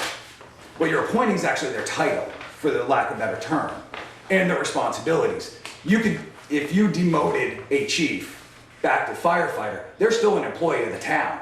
You're not firing them, potentially. So the whole personnel policy isn't real clear how you deal with that. So you've got other policies out that this may or may not affect, that I haven't seen changes or heard of any changes or discussion of changes. There's also policies within the Bristol Fire Department policies manual that will need to be modified. They do not jive with what you discussed, the changes you've made to the latest. One is the resident restrictions, where you've narrowed it down. They need to move within 3 months, is that what the new one says? The current policy says they'll relocate within 6 months of hire.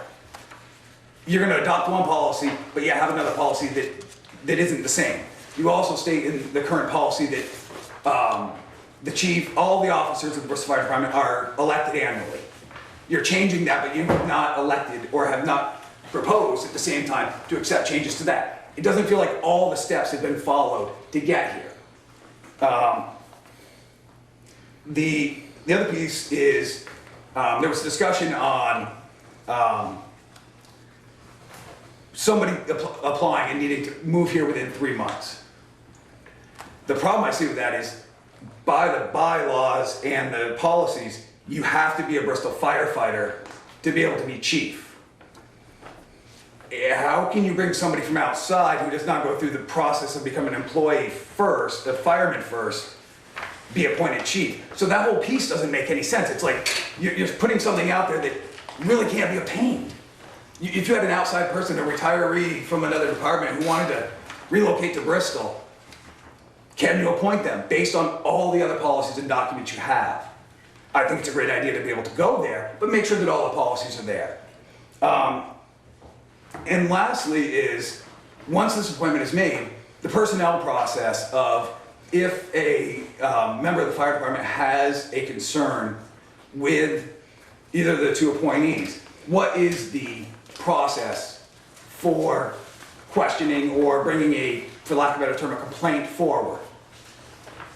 If that member, if the chain of command is, if it's, you have problems with the first assistant chief, you should go to the chief first and then to the town administrator. If you don't feel comfortable that that those people cannot be unbiased to that decision, can you go request a meeting with the select board? None of that's spelled out. So while I understand where we're going, I get it. Again, I may not agree with it, but all I ask that you do as a board is dot all your I's and cross all your T's and put in a policy that's got some meat and some teeth. I mean, if you look at Brett's policies, he writes some great policies. And I just think it could have a little more clarity. Thank you.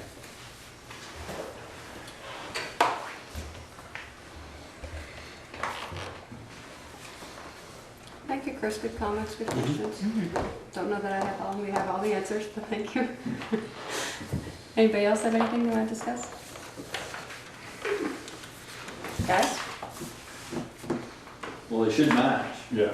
Yeah, I think the only language that we put in was, that this policy is an amendment to, which is a Bristol Fire Department policy, which is section 1-17. So that was the reflection that we made in here, in this policy, was to change that policy.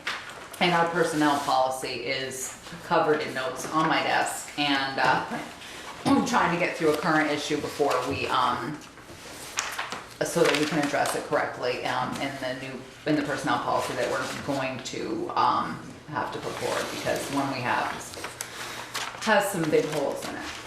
So that's how you had addressed that here. This is an amendment to that policy. That's the way you had, if Chris is referencing, I don't know if he's 1-17, but that's what we were referencing in here. And it also, this policy references excuse me, frog in my throat, 1-18 and 1-19. And again, just acts as an amendment to those, but that's where we were at as of last week. Go ahead, Joe. Let me break down Chris's comments there, and I do, they were nice comments. Number one here, the policy, the applicant must be a resident of Bristol. In our policy for, that we went over tonight, was you gotta be a resident, we talked about that. So, and I was the one that got it from 6 months down to 3, because if somebody appoints, wants to retire here, and says, yeah, I'll move up, you give me a job. So do we remove that? That's my one question. So you're saying, just say the applicant must be a resident of Bristol, period, which is what we had talked about. You have to be a resident to join the department. But are we changing it? You want to be the chief? We'll name a chief from York City, deputy chief that wants to retire here, loves it, got a summer home. Instead of no stay. Sure, I'll be here in 3 months, I'll be there fully resident. That's my one question. I've not got any answers to these, please. No, no, And well, then, let's just are- discuss If we one. pass this tonight, are the two present officers, first assistant and the chief, holding the position until January 1, 2017? And we'll take resumes and cover letters between now and then to make an official appointment and interviews. I guess that's I have a question on that. I think what our decision was that we would, the first round, the first 3 years, they've already served 2 years in those positions. We take the first 2 years as their probationary period and appoint for the first time around at the. That would the- probably have to be part of our motion, right? Well, it was, I think that was, I'm just trying to Yeah. You're right, rehash that's the right. discussion last week. That we Right. would take the time served as their probation and appoint them for 3 years, because using the will, for a lack of a better term, the will of the men, the vote of the membership of the department as our basis for our first appointment. So building on that, Peter, so does number 2 and number 3 go away? Resumes and cover letters were reviewed and collected by the town? This is the, I think the discussion hinged that this was the Policy. policy for the future, and that this appointment would be made with the way I just stated. Yes, you're right, that was your I discussion. agree with that. That was That what you was the discussed. discussion. Right, I realize that was the discussion, so this is really not the written policy we want then, is it? That's what I'm trying to This get is to. this is the policy for Year number 3 years three. from now, Going forward. going forward. And if, say, Kevin applied for one of those 2 positions, he would submit his resume along with Anybody else? Eric or Brett, and we So- would go through them, and at that point, So should we have a number 6 here? This policy will take effect to covers 2, 3, and 4, effective January 1st, 2019. It doesn't have to be 6, it could be in your motion. I mean, you could end up making a couple motions here. Obviously, the motion for the policy would be one motion, your policy of appointing would be a second motion. You'd have to adopt the policy first, and all the policies, you'd have to, excuse me, I meant to misspoke. You'd have to adopt the policy first, and that could be part of the motion if you choose, if you all chose. But Peter and Peter are right, what they're saying too, that was your discussion. Right, I realize that, but I think needs to be some language that we've superseded the policy for the first 3 years. And what Chris is saying, we can do that in a motion, so as long as it's documented in the minute. Because if we don't document that, someone could say, you didn't do 2 and 3, and I want to apply. I mean, it'll be in the minutes, I mean, they are your I'm happy to do whatever you want, I got this far with your input, I'm happy, whatever. I mean, I can certainly add more, Joel, I made the changes that you've made last time and put them in here, but. I guess my point is or my thought is that right now, the membership has put these people in charge. And the idea was that that's who they picked the first time around. They've already picked them to serve for the year. We were gonna appoint them. And not accept other applicants at this time. Because I think at the time, Peter was, Peter bless the will of the firefighters, because you were trying to be, not to put words in my mouth, but you seemed like you were trying to be open, to what the membership had already done to honor their wishes, was kind of what you guys had talked about in previous meetings. Not necessarily last time, but certainly in the few times that you brought this up, or it's been on the agenda. I don't disagree that all the verbiage has to match in the different policies and procedures. I don't disagree with that at all. All And I'm that's saying is that something- I don't think that us spelling out the future of this document has to play into the appointment the first time around. And I can go through the copy of the policies the current policies of the Bristol Fire Department that we have here in the vault and reference any of the changes that need to be made. So as Brett is coming in to address these other policies, we can definitely do what Chris is saying and make those, fix all of that. Brett's already made that recommendation in 117. Right, and I'm not sure if that's the only place is Right. 117, I don't know, no, so we'll have to find them all. Oh, we can do that, fine. I mean, it's not like, we're not looking at changing anything, so it's not like not doing this tonight is gonna affect the operation of the fire department. And I just want to be very clear that I agree with what you're saying as far as appointing Brett and Eric in their current positions based on the will of the men. That's not my argument. I just want to make sure that your actions match your policy. And whether it's through your motion, as long as you document it correctly, because you appoint it, but yet your policy says one thing and your action is another, it just looks hinky. So that's all I wanted to say. Right. It's my turn for the night. Wonky was the other one I was going to use. I would just like to offer, should you folks decide to approve this tonight, to go through the entire policy manual and make it flow with what Chris is asking and what you're just kind of volunteered to do yourself. Oh, okay. I think I can make the flow, Yeah. and no just problem. knowing how the Right, you leadership certainly all know works. them better than I do, the policies, yeah, that'd be great. Thank you, Brett. And if I'll hand you a revised manual that includes what I presented to you tonight, so it's all in one document, or not? Yeah, Yeah, that's- oh, that would be fine, I mean, what we're gonna do is I think we'll break them down in the, you know, like we do for other policies, we'll put them in as we're gonna, if the select board's gonna discuss this one, this one, this one, and this one, but if you give it to me, then I can, Okay, I'll do then that. keep them in the vault separate, and then once they adopt them, I can put them into the vault, to make sure we have the right stuff here. So can we kind of address maybe some of Chris's questions? He says, when change occurs, they've said policies supersede the bylaws. So are they going to be dictated by the board and not the members? You know, if the policies are changed, are the members going to have a say? Is that what you're asking, Chris? I mean, how much input are the members going to have to the policies that are created? I mean, it's like, are they still going to have a governance board? Are they still going to have that committee, I mean? Or does that committee go away once you do the appointment because then disciplinary stuff comes from the town?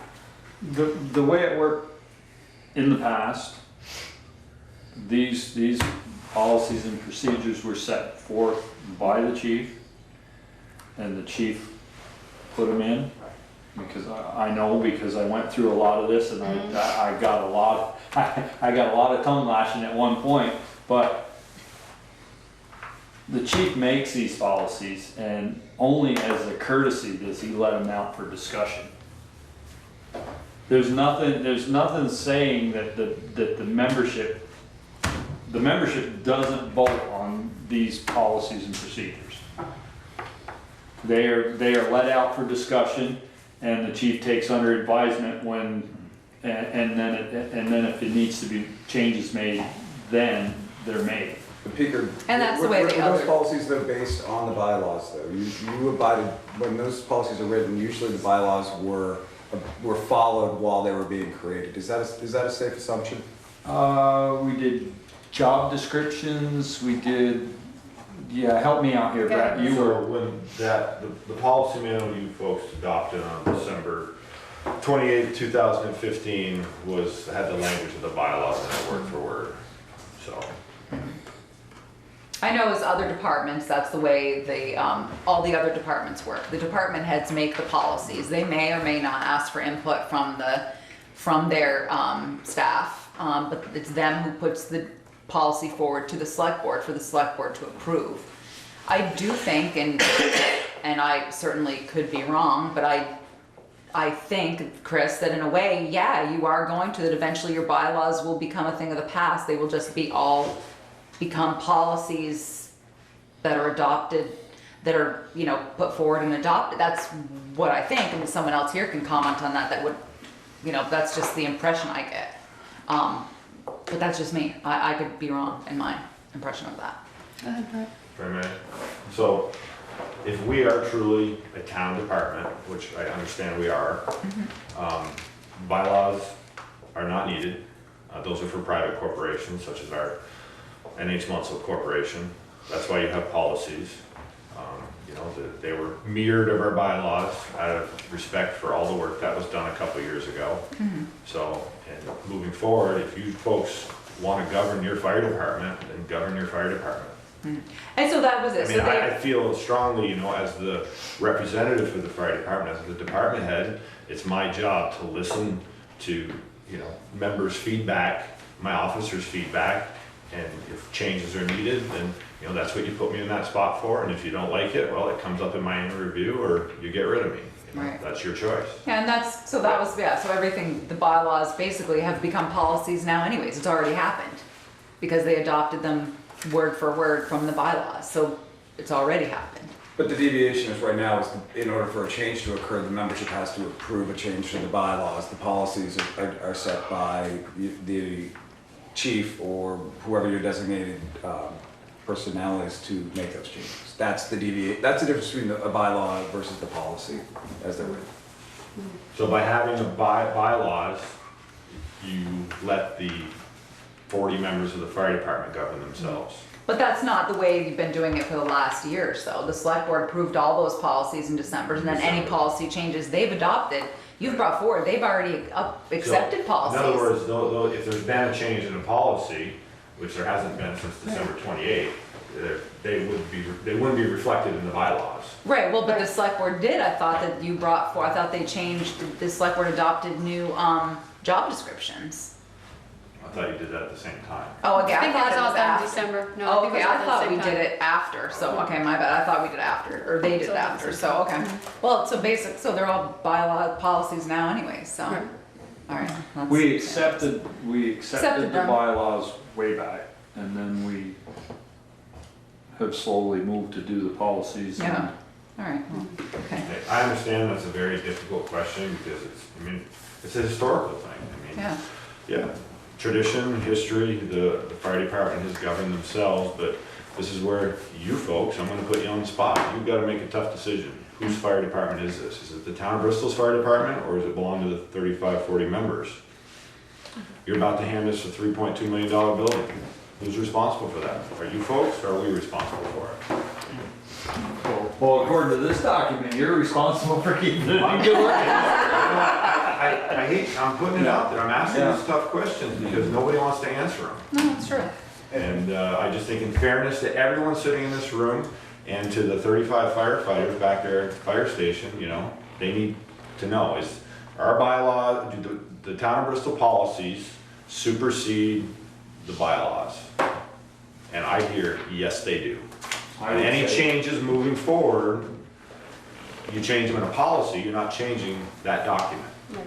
Because otherwise, you're just changing two things.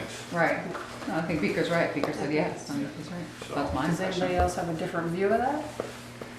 Here, sitting here anyway? Just because Well, I think that's my understanding. I think with the amount of money involved, it's the taxpayers' building, it's not 35 members' building.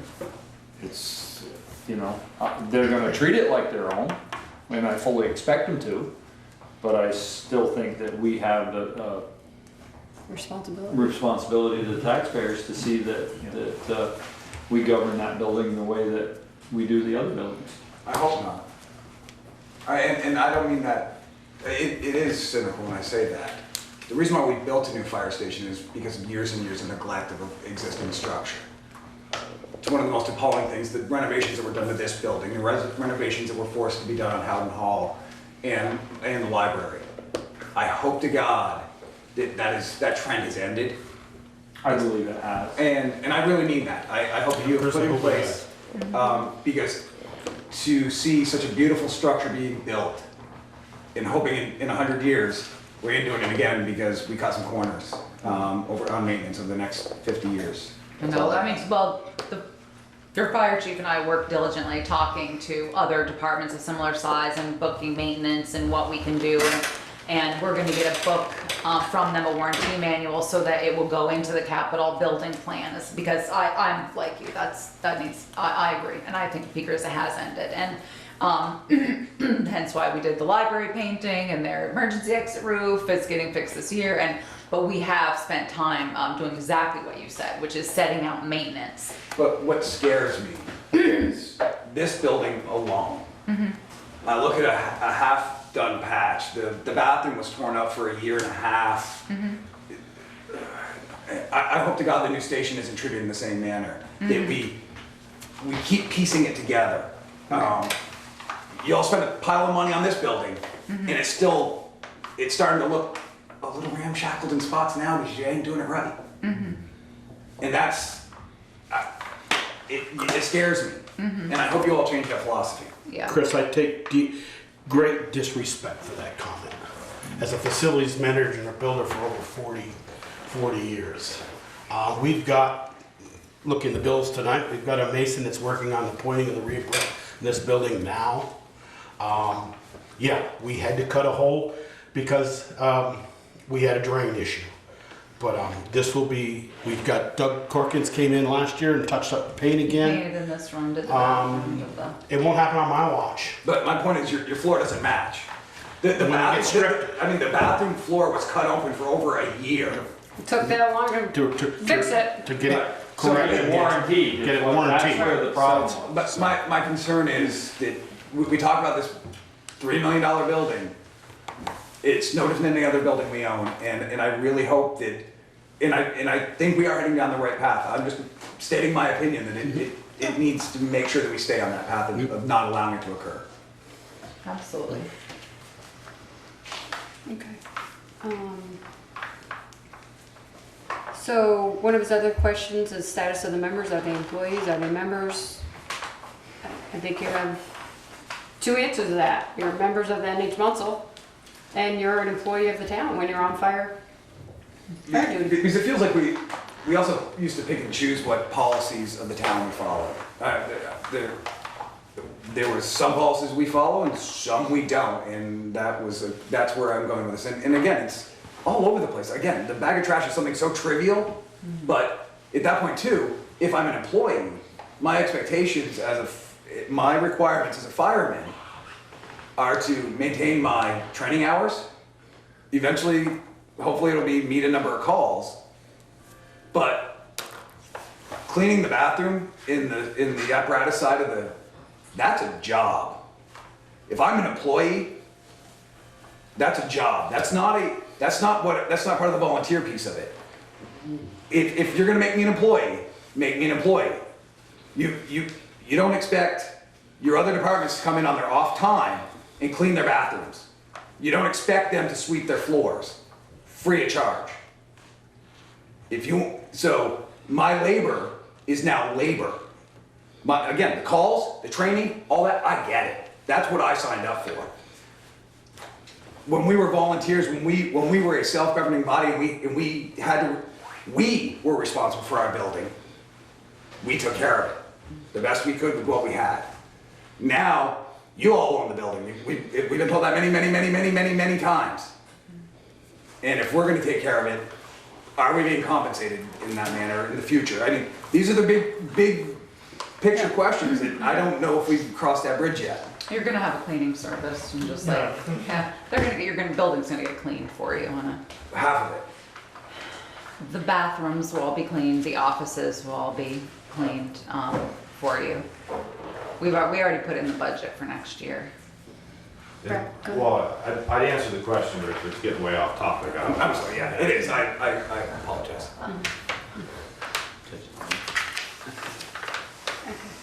So, did we get an answer for him, or are we not really clear? Or? I think that they're employees. I mean, and it's just in the past personnel policy, I think it had a section that, just like it did with the police and it did with the fire department, there was a little bit of a change. But, I mean, when someone is injured, we pay workers' comp. When you go out on fire call, I mean, you're covered by our insurance. You're covered anytime you do a fire department function, you're covered by our insurance. Sure. Which is compensation. Does that include like NH Munsell stuff? Any scheduled fire department function. Except, well, wait a minute. If you're talking that, what about the pig roast on the park. Yes. Yes. That's a fire department function, If that's an they're- NH function. Well, are they Doesn't there? matter, it's still Sponsored by covered. NH. Sponsored by the fire. See, and that's the gray area, and I understand where Chris comes from, because I've had this discussion with Teresa about, there's a gray area. There is a gray You know, area. when are you because a member and when are you an employee? there's a- When we met with Scott Gaines, he said any scheduled function. It doesn't matter if it's the Volunteer. fundraiser side of it, if it's the NH Munsell side of it, or if it's a department scheduled function. Because NH Munsell, you have to be a member of Bristol Fire Department to be an NH Munsell member. So it's a function of the fire department, you're covered. Yeah, and NH Munsell gets their insurance through VLCT, which, No. yeah, Gains insurance. no. You're listed You on you the- have Gaines Insurance We have as a both. secondary, you have both. We have both. VLCT is, so you're under VLCT's insurance as well, your building and stuff, so, which, we pay for, NH Munsell.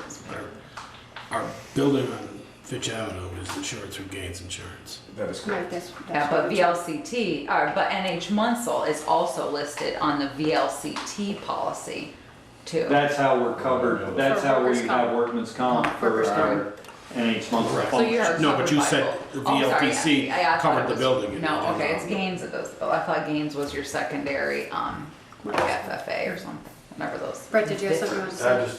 So, Beavers. I am gonna answer the question now, because that's what you guys are talking about. So, are we volunteers, are we paid on call? By definition, we are paid on call firefighters. We are part-time employees by the town of Bristol because we are provided certain benefits, that part-time status. And when someone raises their hand and said, I'd like to join the Bristol Fire Department, this is what's expected of you.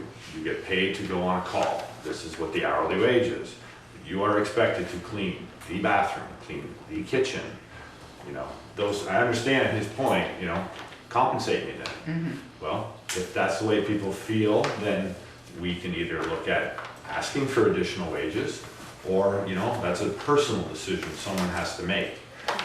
Do I agree our hourly wage is too little? Yes, I do. Am I ready to go in front of the taxpayers and say, can you pay your fire department to clean our bathroom?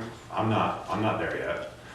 But when you join the volunteer fire service, yes, people, they throw that word around all the time. I'm a volunteer. Well, you know what? You volunteer to follow this set of rules. You volunteer to follow those policies, these guidelines. That's what you volunteer for. If you don't like it, that's your choice. That is your choice. I don't know if people don't want to hear this stuff, but let's get it out there. That's why I'm asking the questions, Brett. It's And made in all very honesty, that's why I'm clear, asking the when you questions. sit down with the officers, the expectations of what you're gonna do is made very clear. There's a whole list that we go through, And it was made very clear in the design of this building that, a cleaning service would be budgeted for to clean X, Y, and Z, but anything, from that locker room, the gear room, in that bathroom, the apparatus bay is our responsibility, plus the kitchen. That was made very clear to us, so. Okay. And I think the answer to your, once the appointment is made, Chris, if you have an issue with one of the first assistant chief or the chief, then it's under the town of Bristol personnel policies, and you would come to Teresa. And even though if you didn't think I was the person, you'd still come to me, and if you weren't satisfied with that, then you'd go to a select board member, and we'd schedule an appointment, with the select board for Okay. personnel. Again. No, I know. These are questions that just haven't been. You're a policy person. Very You're a much. process. chain of command is what. Huge. And speaking of policies, so I would hope that any firefighter who has a problem with their chief officers, they would first go to their immediate supervisor, which is their company officer, and say, hey, chief really, he's got me going, I don't know what to do. And so that company officer, along with that individual, should go to the select board. I mean, we have a chain of command in place for a reason, just as you folks do. And it shouldn't be a big leapfrog right over the top. We just had this discussion recently. Well, and that's the clarity, is that the discussion has happened here, but not with the membership. So I'm just asking for clarity. Whatever the answer is, it's irrelevant. It's just, what's the answer? And I'm good with an answer. As Teresa said, I'm a policy and procedure guy. I like black and white. So, Well, I disagree with you, Chris. I think in the department, it has been made very clear, if you have an issue, you go to your company. Oh, no, I know, but what's the next step? Okay. If I go to Kevin, who's my company officer, where does it go from there? I vet it to him and then it hopefully go, what are those steps in making it clear to all of us? And a lot of members aren't clear where that should go after that point, So here's my question, maybe Brett and Kevin can answer this. If the appointment is made, or when we approve this, does that mean your governance committee goes away? I don't even know. Based on the policy? I was gonna say, I've never heard of a governance committee. We don't have a policy. Oh, okay, good. You don't have a governance committee? Never have. we have the bylaws, which were, as I understand, take them, open up the window and throw them out on the cement. So there's no, my question is there going to be no prudential committee? Prudential committee, sorry. As that's we what I refer meant. to as, we have a problem on the fire ground and I meet with, it's the three, so I don't know where that goes, and I guess that was I've sorry, I never had the read wrong word, it's anything about prudential Prudential committee. Committee. Yeah, I know, Sarah. Kevin, go ahead. So the Prudential Committee only deals with janitorial, monthly feed committee appointments, that's it. There's zero involvement of Prudential, never has been. 22 years I've been in. There's a discipline policy that explicitly says this is how it goes from the chief down to you. If you've got a problem, this is how you go back up through the chief to Therese to the select board. It's very clear, it's on the website, every one of us has access to it. Like everything else, you put it out there, but folks have to go and get it. It's changed, Kevin, because the Prudential Committee did used to handle discipline. Well, that's what I was That's gonna why say. 22 years on it, so. Yeah. Yeah, it has. there was an incident. Yeah, Yeah, because Pete and I have both been. All right, and the current bylaws that we have, that are now been superseded by the policies, there is no Prudential Committee that deals with anything with discipline, period. It's very clear, black and white, see the discipline policy. that I you think approved. I think we changed that. We're talking in a circle here, we're not getting anywhere. No, he So, said you do have a prudential committee, but they just do other things, is what he just said. Janitorial, they don't do Janitorial this, they assign janitorial work, period. Yeah, so, there you go. He's got it. Oh, he's got it. So, in the bylaws, Prudential Committee, the chief, the first assistant chief, and 3 members at large, which are full duty active members who do not hold an officer's position, shall be elected annually at the annual meeting, shall constitute a Prudential Committee, who shall have charge of the fire station and all equipment therewith connected, and see that the same are kept in safe and good order. They shall also engage custodians consisting of the feed committees, who will be under their supervision at all times, and whose duty it shall be to take care of the fire station and other furnishings and keep in good order, to keep the approaches to the fire station clear of obstructions, and shall keep a detailed check sheet and turn it into the chief prior to the monthly meeting, which they do. The detailed check sheet shall be made up by the chief. The Prudential Committee shall meet as needed. That is what the Prudential Committee does. Which was changed in the last rewrite. No, it's actually been out in the last couple of versions of bylaws, so I don't remember. As far as I'm concerned, when I do it, it was just something you guys, it's like so many of the things in the fire department, unwritten rules. People just have this historical knowledge. This is the job, this is the role of the Prudential Committee. Well, it says right here, this is the role of the Prudential Committee.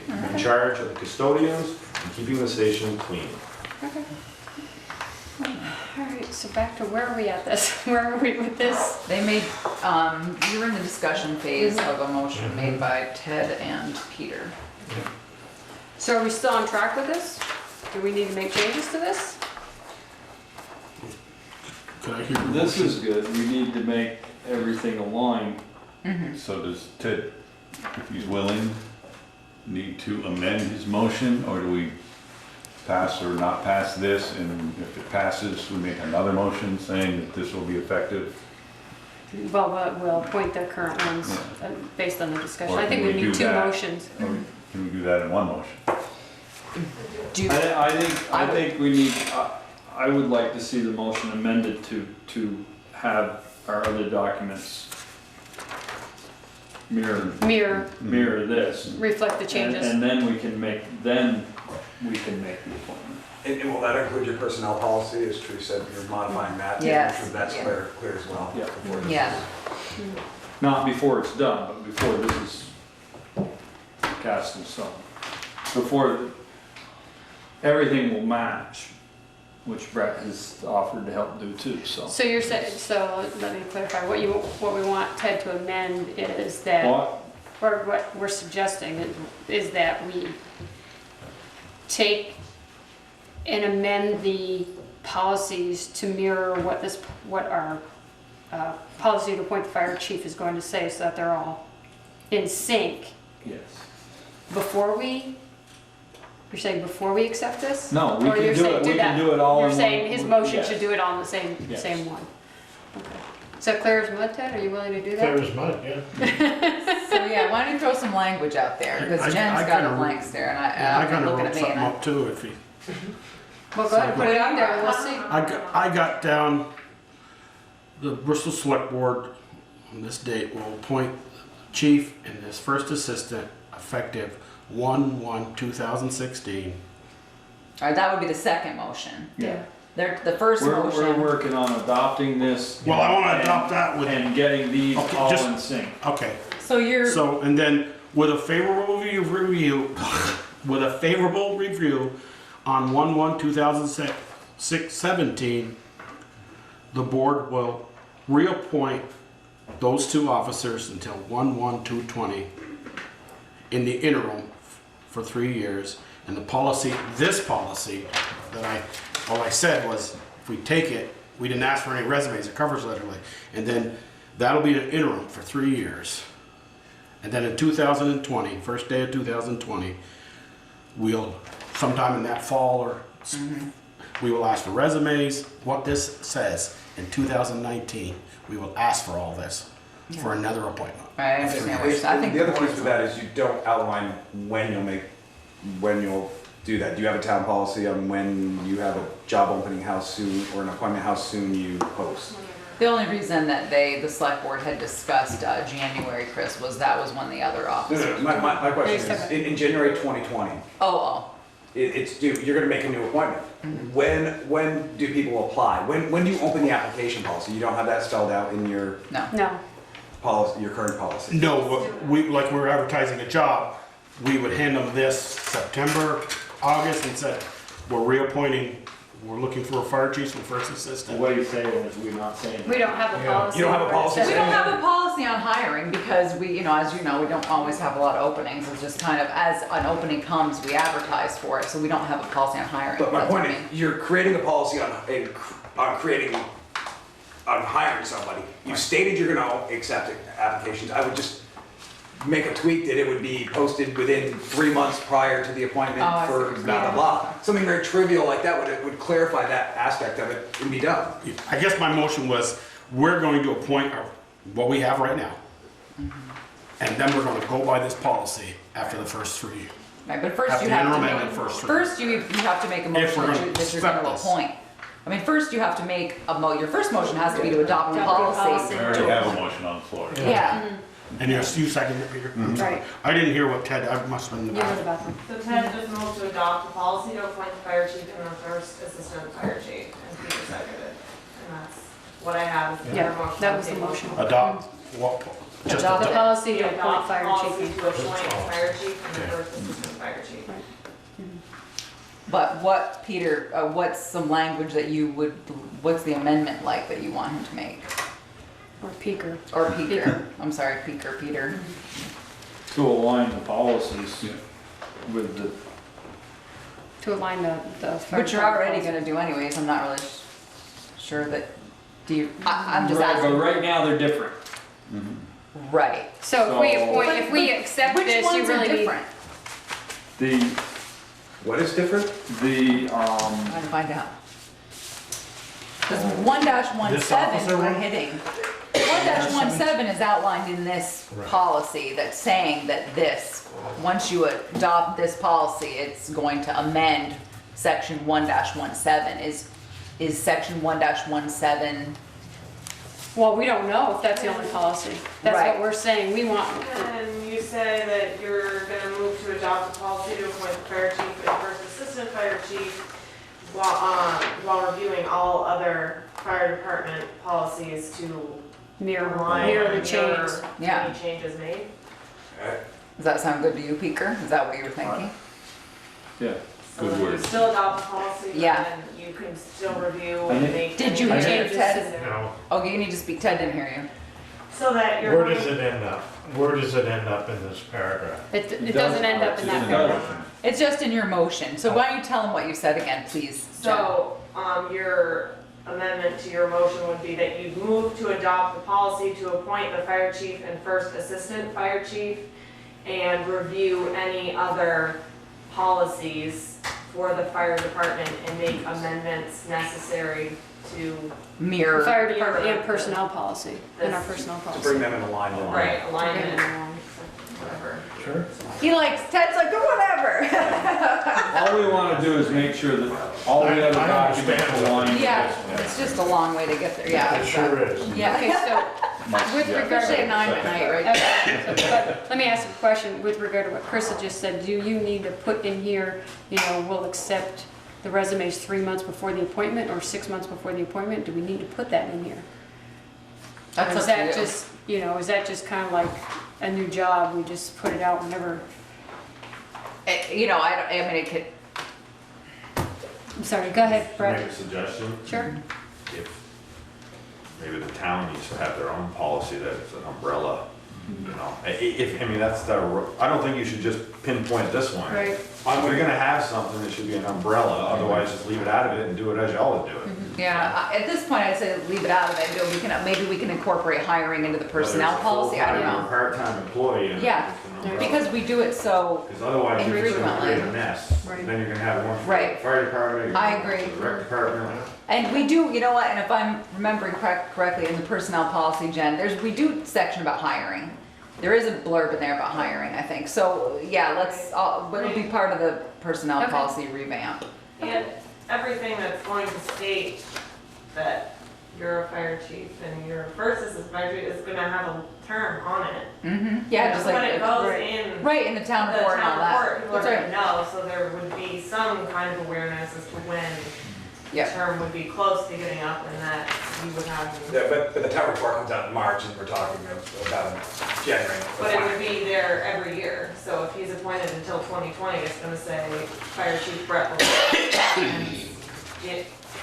Term. whatever, December 31st, 2020, Yeah. with the idea. But we'll look at, Chris is a good point, we'll look at that with the personnel, because I know it has a section about hiring, and it may not be very big, but I know it says something in there, so it's a good point to deal with. And I agree with Brent, I think it's not this policy specific, but Right, Okay. yeah, that's a good point. So Peter, correct me, you want this policy to mirror this one? No. These policies. All the others, the personnel policy and these to Fire department policies. mirror this. To mirror that. Okay. Now, Now, we also give an example for I think we're, Joel. no, I just was, I know a couple of concerns that you and I had talked earlier, months ago, was, the degree. Under training, the chief and the first assistant got an associate's degree. You gotta keep reading. You're not reading the whole Okay, thing. that's what I'm trying to get, we'll do a 3-year demonstrating experience or higher, or a high school diploma or equivalent, GED equivalent with 4 years. So if they had 4 years of manual experience, they go. There you go. Okay, all right. He covers it all, I've read all through that. Okay, Okay. All right, any more discussion on this? I just have a I quick hate question. to open that door up, so any more discussion? Yeah, so we're going to vote on this policy as I read it tonight. Right. which incorporates all the changes you made 2 weeks ago. Yeah. Okay. Okay. All those in favor? Aye. Any No. opposed? No, I say why, is because right now we just approved it, and we're not gonna ask for number 2 or number 3. But they're going to make a another second motion. But you're saying no, you're not in favor of appointing the fire chief. Not at this time with those 2 things in there. The resume, we're not asking for resumes or cover letters, that's why. All right, And I not want them. I wanted to do it at an interim and then have this policy take effect. Make that motion. Okay. You're against the policy, but you're gonna make the motion. I want to do this. He can make a motion as he wants. Technically by law. I make a motion that we adopt the selection of the fire chief and the first assistant to the 1/1/2020, when the policy to appoint fire chief and first assistant will take effect on that date, and hiring process will begin no later than September 1, 2019. Review of hiring process, the review of hiring process. Let's put it that way. So then we could ask for 2 and 3 and 4. I don't think you made that motion right, because I think the dates are off. 1/1/2020. Well, aren't they on probation right now or no? No. Okay, then 2019, 1/1/2019 with September 1, 2018, reviewing applicants. But they would be effective 1/1/2016. They would be appointed as of 1/1/2016. Because you didn't say that. You said 1/1/20, and I was like, No, we're going to go interim okay. or You're gonna appoint him for 3 years. Basically, it's a 3-year term from. 3-year term. From So you're right. January And then 1, if this, if 2016. we go by January the 1. policy, the resumes and everything will come in if there's any more new people. All right, so you're saying adopt until 1/1/2019. Well, all you need to say is appoint on 1/1/16 for a 3-year term. For a 3-year That's all term. you need to say. All right, so we're gonna say adopt. Appoint. So appoint, Not adopt, appoint. Well, I heard this using his language, so Yeah, appoint. appoint 1/1/2016 With with the policy going into effect 1/1. 2019, right? Well, no, 16, 16, 17, 18, 19, so it'll really be effective 2019. 20. Well, 19 is when you'd start the process, but they would actually, 19 is when you would start the process of, because that would be their 3 years. That'll be the 3rd year. Yeah, 18 would be the 3rd year. Right. 18, right. 16, 17, 18. 16, 17, 18. So you'll appoint again in 19. 19. All right, so let's make sure Jen is getting this, because I'm trying to take notes and I'm. Okay, So- I have, Joel, appoint, okay. this is what I have. Mm-hmm. Joel Bouvier moved to adopt the selection of the fire chief and first assistant chiefs as of 1/1/2016 for a 3-year term ending 1/1/2019, policy taking effect and the hiring to begin in October of 2018.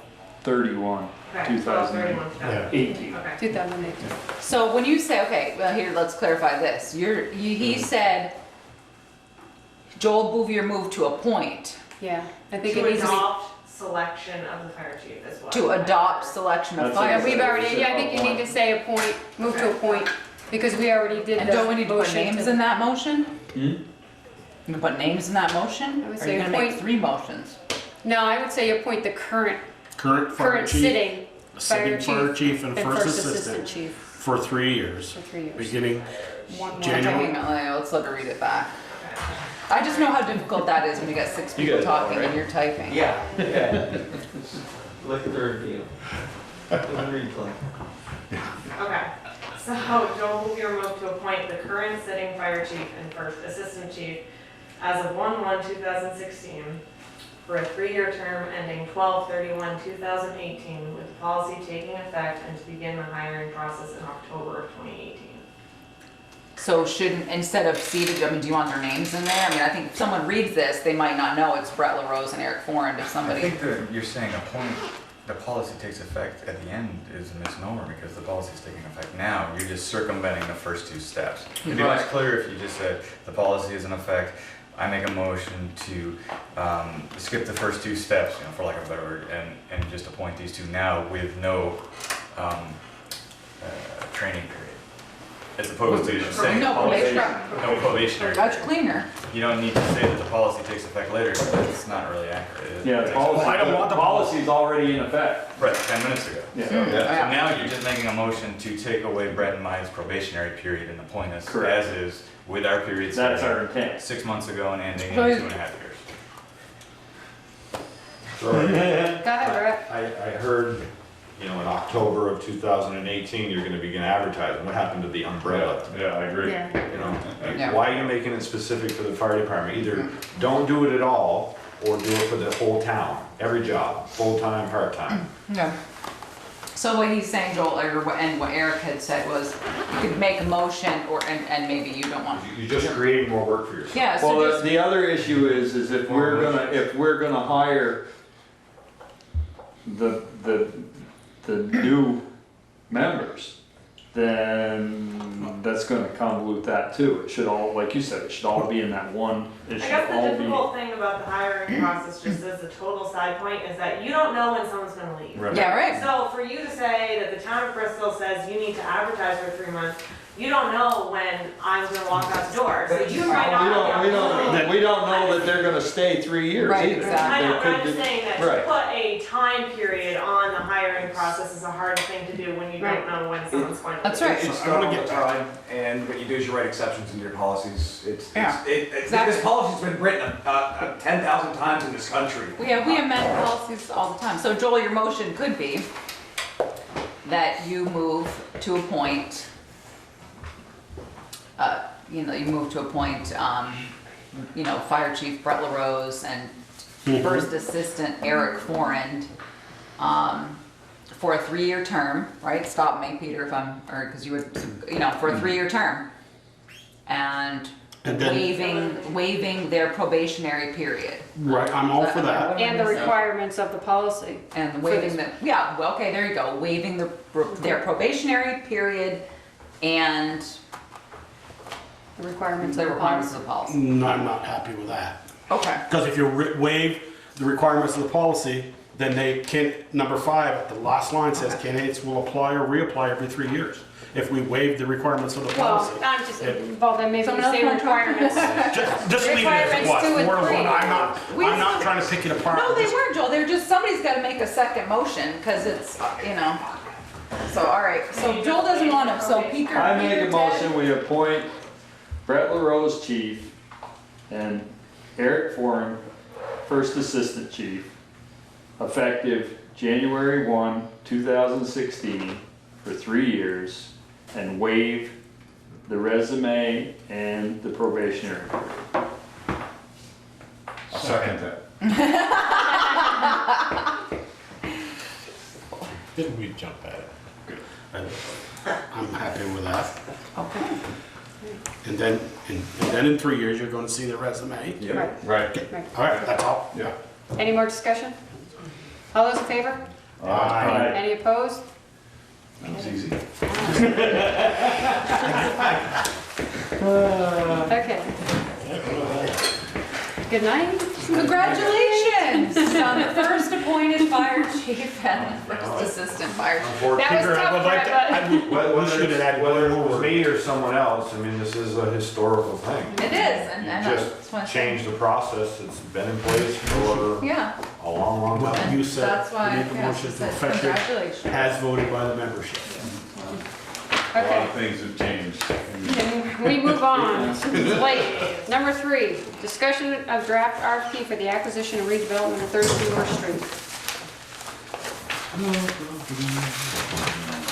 So, yeah, I don't know if, like, this is my first attempt, so I'm certainly, any feedback would be great. I'm not sure what I missed, so. Good night. Good night. boys.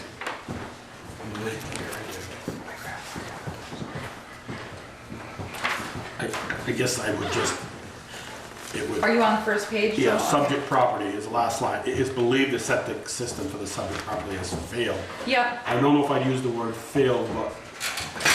Malfunction? Eric. No. No, you can go out. I just wanna Location talk to you before you undetermined. go. Location undetermined. That depends on how long you're gonna be. Well, I'm not, location undetermined is, we think it's failed. I mean, we called, Flush the toilet, water doesn't bubble out of the ground or anything. so- well, it was bubbling We've got out water of the leaks on ground. Pine Street, it doesn't bubble out of the ground either. But we did have, But the water line hasn't failed, Peter. but we had water in the basement and, I mean, yeah, but we had, I had Alan Heisinger, we had to do, when you were on the board, we had to pay to have a There was a backup group that septic just system. left here that wanted us to put a system in right for $10,000, and we stood here and said, hasn't failed yet, we don't know if we, and in another 2 weeks, we'll be out of there and won't have to spend that $10,000. Then we need to say something to disclose, okay, so maybe it's the septic system has, He's questionable. I don't believe that, it's semantics, Potato, I guess, yeah. right? The septic system hasn't technically failed, but if anybody does anything with that Yeah. building, they're gonna have to, and I don't know that, A new septic system would have to be installed, maybe. Right. That's the word. I mean, I definitely think you got, I mean, obviously, it's, you know, it's full disclosure here, you know, I not mean, fair. we've been talking about this for a long time. I'm happy to change the wording, I just want some ideas. it's not, it's technically not failed because it hasn't surfaced. And that's the definition of a failed system, is that it's surfaced. Well, Okay. maybe it's in the basement, but that doesn't. I guess, Teresa, I just typed down, has not failed, but new septic system will need to be installed. They're gonna ask us why. And we're gonna say, because we have no idea and think. You know, maybe We could what you say- should Right, say. we don't know where it is. Maybe what you should say is, the septic system will need to be Evaluated. evaluated. Because we don't know. Are we happy with that? Maybe needs to be evaluated. Well, they're going to ask what that means. Right, and then- exactly. Well, you're gonna say we don't know the status. It's in the basement. Right, I think it's, And yeah. anybody, if they're gonna move it, or if they're gonna fill the basement in, or They're gonna have to replace it. Yeah, And I'm not using the term failed as a technical term. I'm not, you know, I didn't look up the state guidelines and come up with failed. well, a failed system is a surface system, so it's Okay. not, it hasn't technically failed, but Doesn't work. it does, well, it works. It works. Listen, believe It's this. not worked properly. I think you might say the location of the septic system is Is unknown. unknown, that would be, Right. yeah, Okay, there you go. that, I like that. Mhm. Has There not we failed, go. but the So we're gonna location is- change that. Location of septic system is unknown. Yeah. Okay, anything else that I missed? I don't know, Peeker's the one that should read this, because he's the one that came up with the idea. But as I said, this, Through it, it's just, yeah, like you say, it's the first time, Right. and, you know, I read through it, and, you know, I thought you covered everything well. were you happy with the time frame as far as, I mean, I'm saying what's in the RFP packet. This is the process. I'm saying, okay, if we develop the responses, we go July, gives them all of July, all of August. So it gives them 2 months to develop a response to RFP. And then it gives us some time to review them. And so do you think 2 months is not enough? I mean, I don't think it know. is. I think it is. Oh, I mean, I don't, No? no, I don't think so. Two And I don't know what the hurry is. I don't either. No, it's I'm not a not rush. saying it. I had to start with something. This Yeah. is just a draft. I used, You're as I saying 2 said, months. series. I'd like to have an answer by the end of the year. It's been, so we can tell the voters in March, we're Well, planning on but you selling it. remember, okay, so then in that case, maybe you need to give them until October 1st. I mean, I would think a full 3 months is, you know, time to, come up with them to develop a response, just because, you know, you have timing in there, you also have budgets in there, so you guys are gonna be busy Yeah. agendas, so I'm trying to think of your workload as you go out, so Do that, but again, you know, I thought 2 months was enough, but I'm certainly So- willing to make it Well, let me later. ask you a question about time frame. We've got September 12th to October 10th. Responses are reviewed, final 2 selected. So I'm assuming the final 2 selected are on October 10th, but then you have the 2 applicants present during select board meeting. If we're just I think- finding the 2 selected on October 10th, would Well, I that be the think- next meeting? Well, I was thinking, yeah, it could be the next meeting, yep. So it gives us a month, that's the other thing. I'm trying to build in a month for you guys to review these things, and then you come up with it. So this could be the next, you're right. Yeah, I I'll think that make you want that the next meeting. next meeting, which obviously times will change, so that's fine. But so how about we give people 3 months? Does that? I would like 3 months and then, So They have 3 months to respond? no, that's what he's saying, make it from July to July 1 to October. October? Is that what you're October, saying? yeah, have them Yeah. respond. All right, and then we get them to back in October. I'll look up new dates. And then this becomes October and November. Okay, so I'll look up new dates. Joel wants to change, he doesn't think 2 months is enough time to give people, applicants, to develop a response to RFPs. So we're talking about going from July to October and then just pushing basically the entire schedule out. So hopefully you're making a decision in November 2016, and then you'll have something to report to the voters and. So I think when you say to report to voters, and also we'll have some kind of a number when we start doing budgets, we can say, okay, we've got a sale possible, Oh, and yeah. it's a number that we could put where? Right, Down, exactly. pay the fire station and put it in the building, capital building fund. Right. We can make those decisions. That's a good point. That's a We good can, point. we can make the Recommendations, so Yeah. we can. Yep. Yeah. No, that's a good point. Do you have anything on the next page, under the application? I would like to, once it gets down to, let's say it gets down to the final one, or the final two, Yeah. I'd like to see somewhat, not full-blown set of drawings, but somewhat what that outside will look like. Yes, Is that something okay, I think it too says, much to ask? please or- attach a statement that describes in detail any expected changes, alterations, or improvement you expect to make to the exterior, including parking area and grounds of subject property. And I also think, And I thought it asked should you for- put in there, Teresa, on the exterior? All improvements, whatever, has to meet current local zoning. Well, I think we say that. So we're not- I do say that Includes somewhere. that, all the zoning in the package. Yeah. Yes. So, yeah, I think that we covered that. And I thought I said. Yeah, you've got high density residential Yeah, zoning yeah, regulations. Yeah, but I'm also thinking.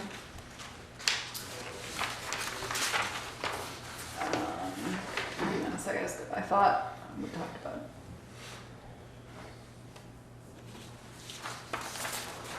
Okay, because it says, yeah, many factors will be used to determine the best application on price, economic impact, downtime design, You got economic right mix. here, Yeah. I thought, yeah, Select no. the final two, but prepared to make a detailed Oh, a presentation. detailed to the present. select I'm like, I know What there's do you- something about a I guess, like, presentation in here. what would And that's where it is. Under Could we put in there some drawings or no? That's Just what a it- detailed presentation?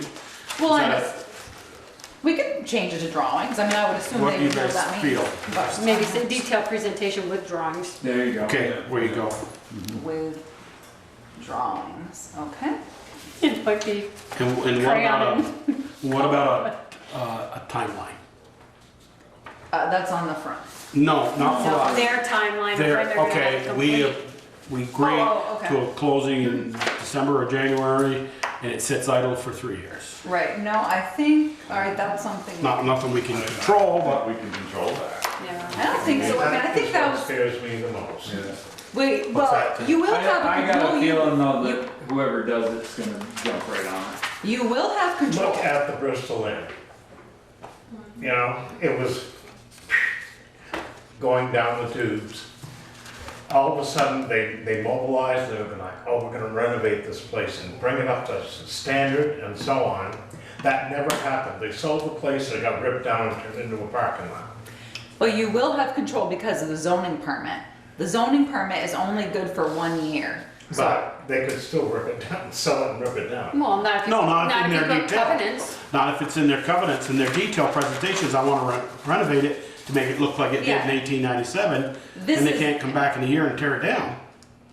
yeah, they have to adhere to their zoning I think permit. they would if they spent that kind of money. Yeah, exactly. Well, So I mean, you do have control on that. You do, right, you do have a certain amount of control if the, whatever agreement we have with them says there's gonna be covenants that you can't do this. Mm-hmm. And that's gonna have to be part of this discussion if that's what the select board's gonna do. Well, I think They have to that- be aware of that. That was certainly the way we, you know, I came about it, or was in my mind, was that you wanted it to stay. Right. And so I think that's what, That's why Peaker came up with the idea he did, so that we could see what they were gonna do. right. So we could see and see who was gonna give us the best end product. Yeah. Not necessarily the most money, but who was Right. gonna give us the best end product. Yeah, so I, you know, when we, and I only said in here that, okay, some residents would like to see the exterior, They could accidentally burn it. to see the exterior historical integrity of Station 1 to be maintained and preserved as it was in 1897. So we're already telling them Station 1 has to be preserved. Station 2, we're saying here, tear it down, we don't care. Which we know they have to tear down Station 2 to put in a septic. We all know that. Okay, well, septic.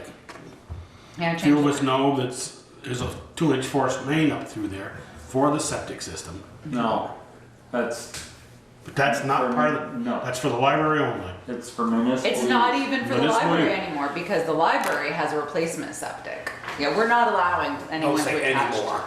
It could fail someday. Right, but eventually, yes. once We they- spent money to run that up that street for Uh-huh. those two buildings, so Yes. municipal buildings only. Municipal buildings only, correct. Cause that would take a, that would take. Changing the district. Alright, Yeah. so anything else? Anything else? You saw? That I'm-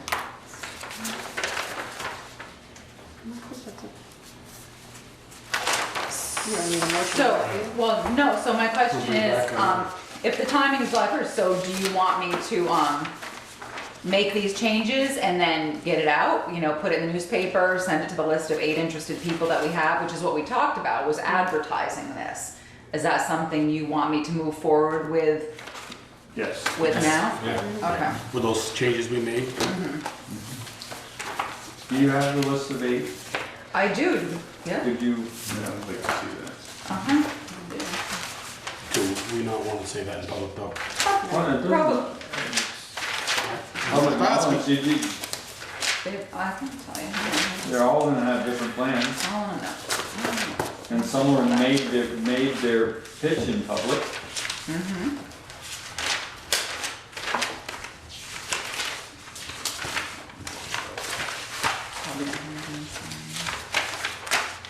I watched you write them down. I did, and I have them all here, but I think I put it in the other folder, which I can grab, so which is no big deal. That's I'd not, like to see some stronger language in here, like, it is imperative that the exterior historical integrity of Station 1 be maintained and preserved. Rather than some residents would like to see it. I agree with you 100% there, Ted. Okay. So if the rest of the board's okay with that. So try it, say it again, Ted, so I can write it down. It is imperative that the exterior historical integrity of Station 1 be maintained and preserved. Okay, that the external be preserved. Sure. Are you, Ted, just to clarify, are you saying, and I agree 100% with this, I'm just gonna grab as of now or as it built in 1897? It says as it was in Okay, I 1897. just wanted to Yeah. have her make sure.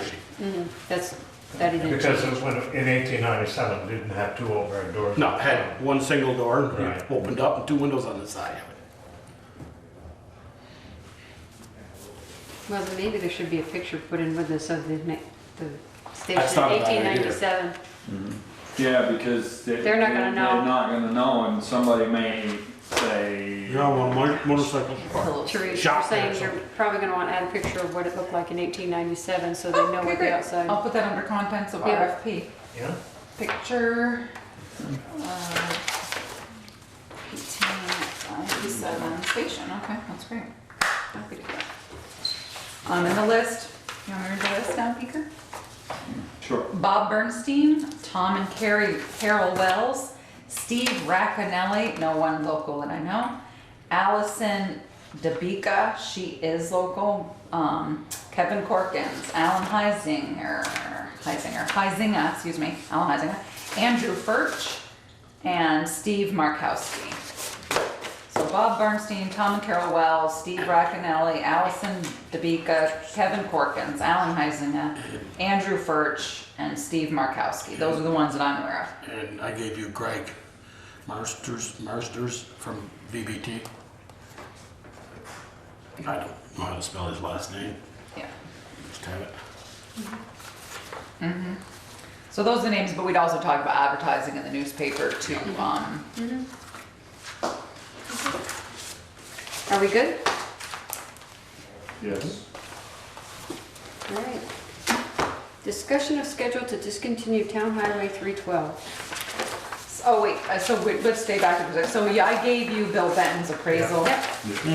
So, It's hard to argue with. yeah, it was, I know, I saw, I was like, you know what, but I wonder if I gave Jen that bill to pay. I did not, all right, I will do that, that's my bad. Give Jen a bill. Alrighty. Yeah, This is so obviously it's a process to discontinue a road. So what happens is, and I'll remind you, is at one point, we're gonna have to meet there, that you're meeting, we'll just start your meeting there at 7 o'clock. Because you actually have to, that's. Look one down of the grassy area You now? do. Look down the grassy knoll, and you have to. Is this when the cemetery is here? No, this was the No, old road into the rec park. Into the rec This is park. the rec park. Oh, You can't okay. really see it Been right gone for there. 20 years Yeah, now. I didn't even realize. Not that long. Used to sit there. It's been, I'll bet you it's pretty Yeah. dang close. Well, how long's the stampede been going on? Because I it don't was know, but I tore out- remember driving in there to go to the softball It games. was tore out the second year of the stampede, and I think. you were the chasing stampede- Jag, you were 21 then. Now 20-something years. you're 50 odd years old now. Nice. We'll hold him down. 50 while you odd. fund him. Anyways, so, To go with the age fair. Yeah. Yeah. so it says, have inspection of premises and hearing on Monday, July 25th. So you actually have to be there to inspect, and we'll have to let the abutters know, and it's a process. But we had also, the state said, believe it or not, they actually send someone out to inspect this stuff, and he was like, yeah, we're paying you state highway money, you're not maintaining that. We're like, nah, we're not. For that, yeah. And so they were very good about it. Out, right? Yeah. So anyways, were there any questions about that, or is it all? No, but once it's we crazy. we're giving it up, we're not making it a trail. No, So we're it'll giving it revert up. back to the Bristol Rec Club. Exactly, and which is kind of what we had assured them we would do once they agreed to put a. It's not hard to give it up when it isn't even made. And there's a fence in front of us, so you really can't get through there. I got Ted It's Nelson just to a pay that, process. who's the manager here. I'm It's field just committee a chairman. crazy process, but Yeah. all statute driven, of Okay. course. All right, approval of scope of services for Sullivan and Powers. So, this is a letter that we sign every year, and, and obviously. They have a 3-year contract and they're not up yet. Why are we? It's just something that we do every year because their price goes up based on their fee schedule. It has gone up a little bit. It's just the way they operate. As they make us get contracts with everybody else, so they, because of GASB standards, they make us do it too. So, They were 18,000 last year, right? I thought, no, I think they were 18.5, I thought, and then they went to, yeah, something like that. Maybe it was 18. I'd have to go back and look, Joel, I can't remember. So obviously you understand the purpose, this is clarify the services to be performed by, and I've read the whole thing, it's the same thing we sign every time. So, you can, if you want, you can just make a motion to have Michelle sign it as chair. Make a motion. Yeah. Of course you all will. Just a question, will we have to pay the additional 5,000 because possible before we close we're over not. here on the fire station? Is that a single audit? No, it's only grant money, it's Oh, required a okay. single audit. Have to sign both. Yeah, please, because we keep one, they keep one. It's true. I told someone that today.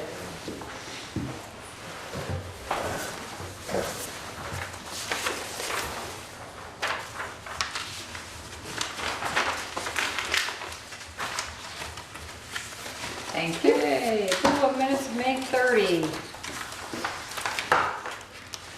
So moved. Any change, somebody second? Second. Any changes? I have one, Jen. That was me, Oh, you got it. that's my bad. That's the Maple Street to the North Street, you caught that already. Yeah. Okay, so. okay. All right, anything else for anybody? All those in favor? Any opposed? Okay, so moved. Town clerk and treasurer's report, including liquor licenses pending. I have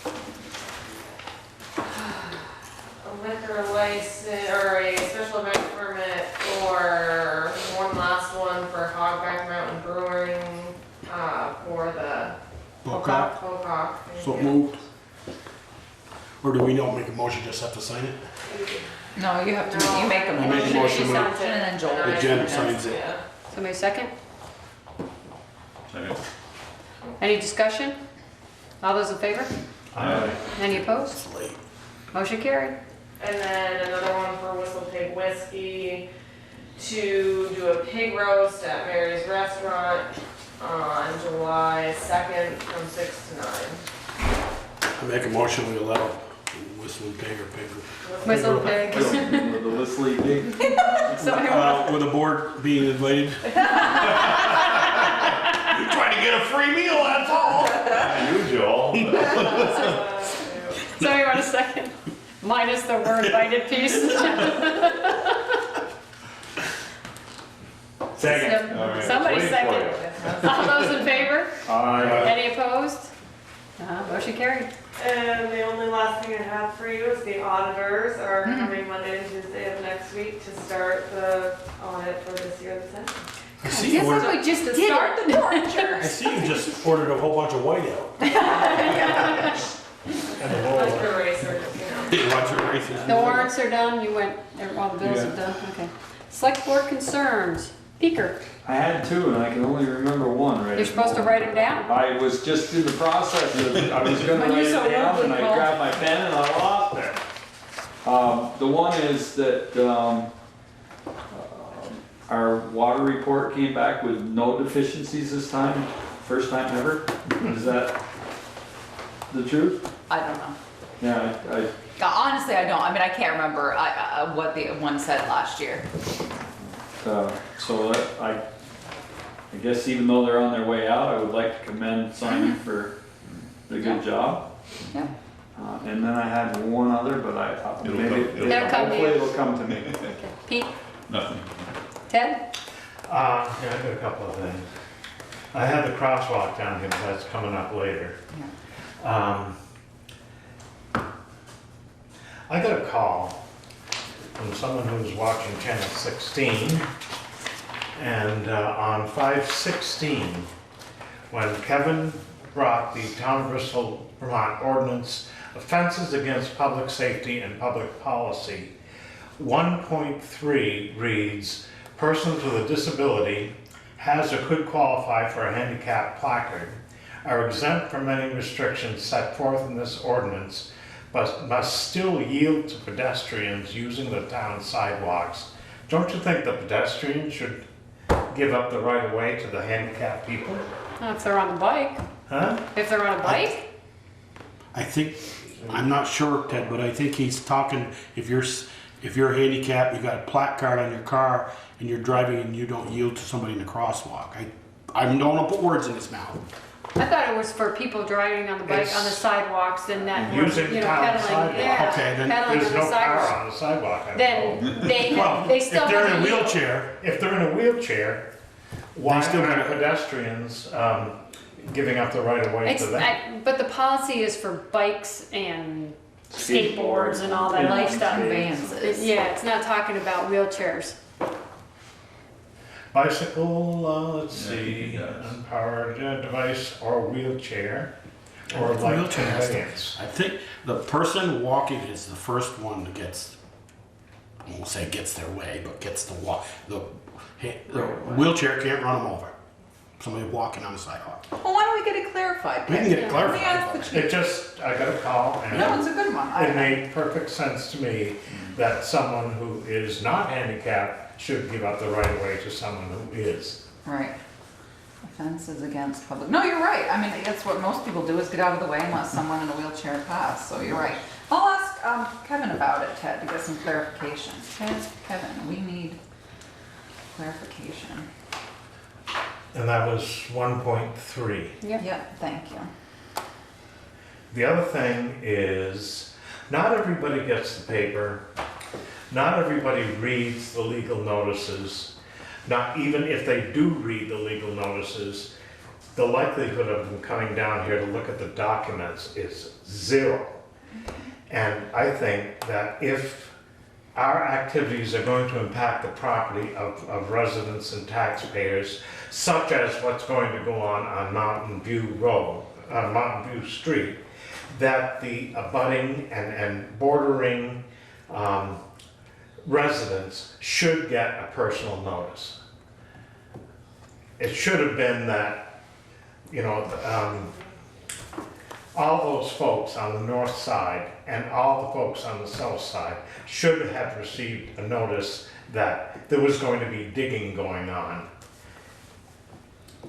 And whenever this happens again, I think that people who are going to be materially affected should get a personal notice, a postcard, some definite notification, as opposed to, oh, well, we put it in the paper, you know? And we wouldn't put it in paper if we were upgrading the water line. I wouldn't put that in. I couldn't agree, I agree with you 100%, Ted. We should have, because like you said, we said, well, we're gonna pave the driveway afterwards, or something. Now, I might take a little bit back with, you know, if the highway department is gonna ditch 25 feet on the Lower Notch Road, or Upper Meehan Road, or somewhere, saying, well, we're just ditching to clean up this That's not culvert. going across somebody's lawn. Right, I get you, yes, exactly, so. Well, It might, does. Might. but it'd be hard pressed I mean, I to think get you that guys mix. are opening a okay? whole And can of worms here. that's what I think. I think a water line, I agree with, if we're gonna upgrade a water line, okay, Pine Street next year, or 5 years, or Maple Street, we put it in the paper. We will be doing West Street? West Street this year. So we send a postcard to everybody on West Street? I believe we should. I do too. Yeah, but when is it? When do you draw the line, you guys? You're asking us to send postcards out, you're asking us to notify people. You know, our zoning bylaws for zoning permits, you know, Or at you least have to do Diane the. said she knew about it. At the minimum, put it on Front Porch Forum that the select board, through its water bond passing, will be doing the upgrade from Maple Street to Airport Drive, in and out of the highway, but within the right of way. So the people will know, well, boy, Mark was gonna pave his hardware store. Well, I'm gonna wait till afterwards, or something of that nature. You know, Not I everybody has a computer, not everybody participates in Front Porch Forum. I or get Facebook, that. And the rest, whereas everybody gets mail. well, I mean, I get this. I will say. Not everybody reads it. That's right. Town junk. And it's flaws. I'll do whatever you want because I work for you. It's fine. But as a previous town clerk, I will say this: at what point is it somebody's responsibility, who's a U.S. citizen and a resident of Bristol, to follow what's going on?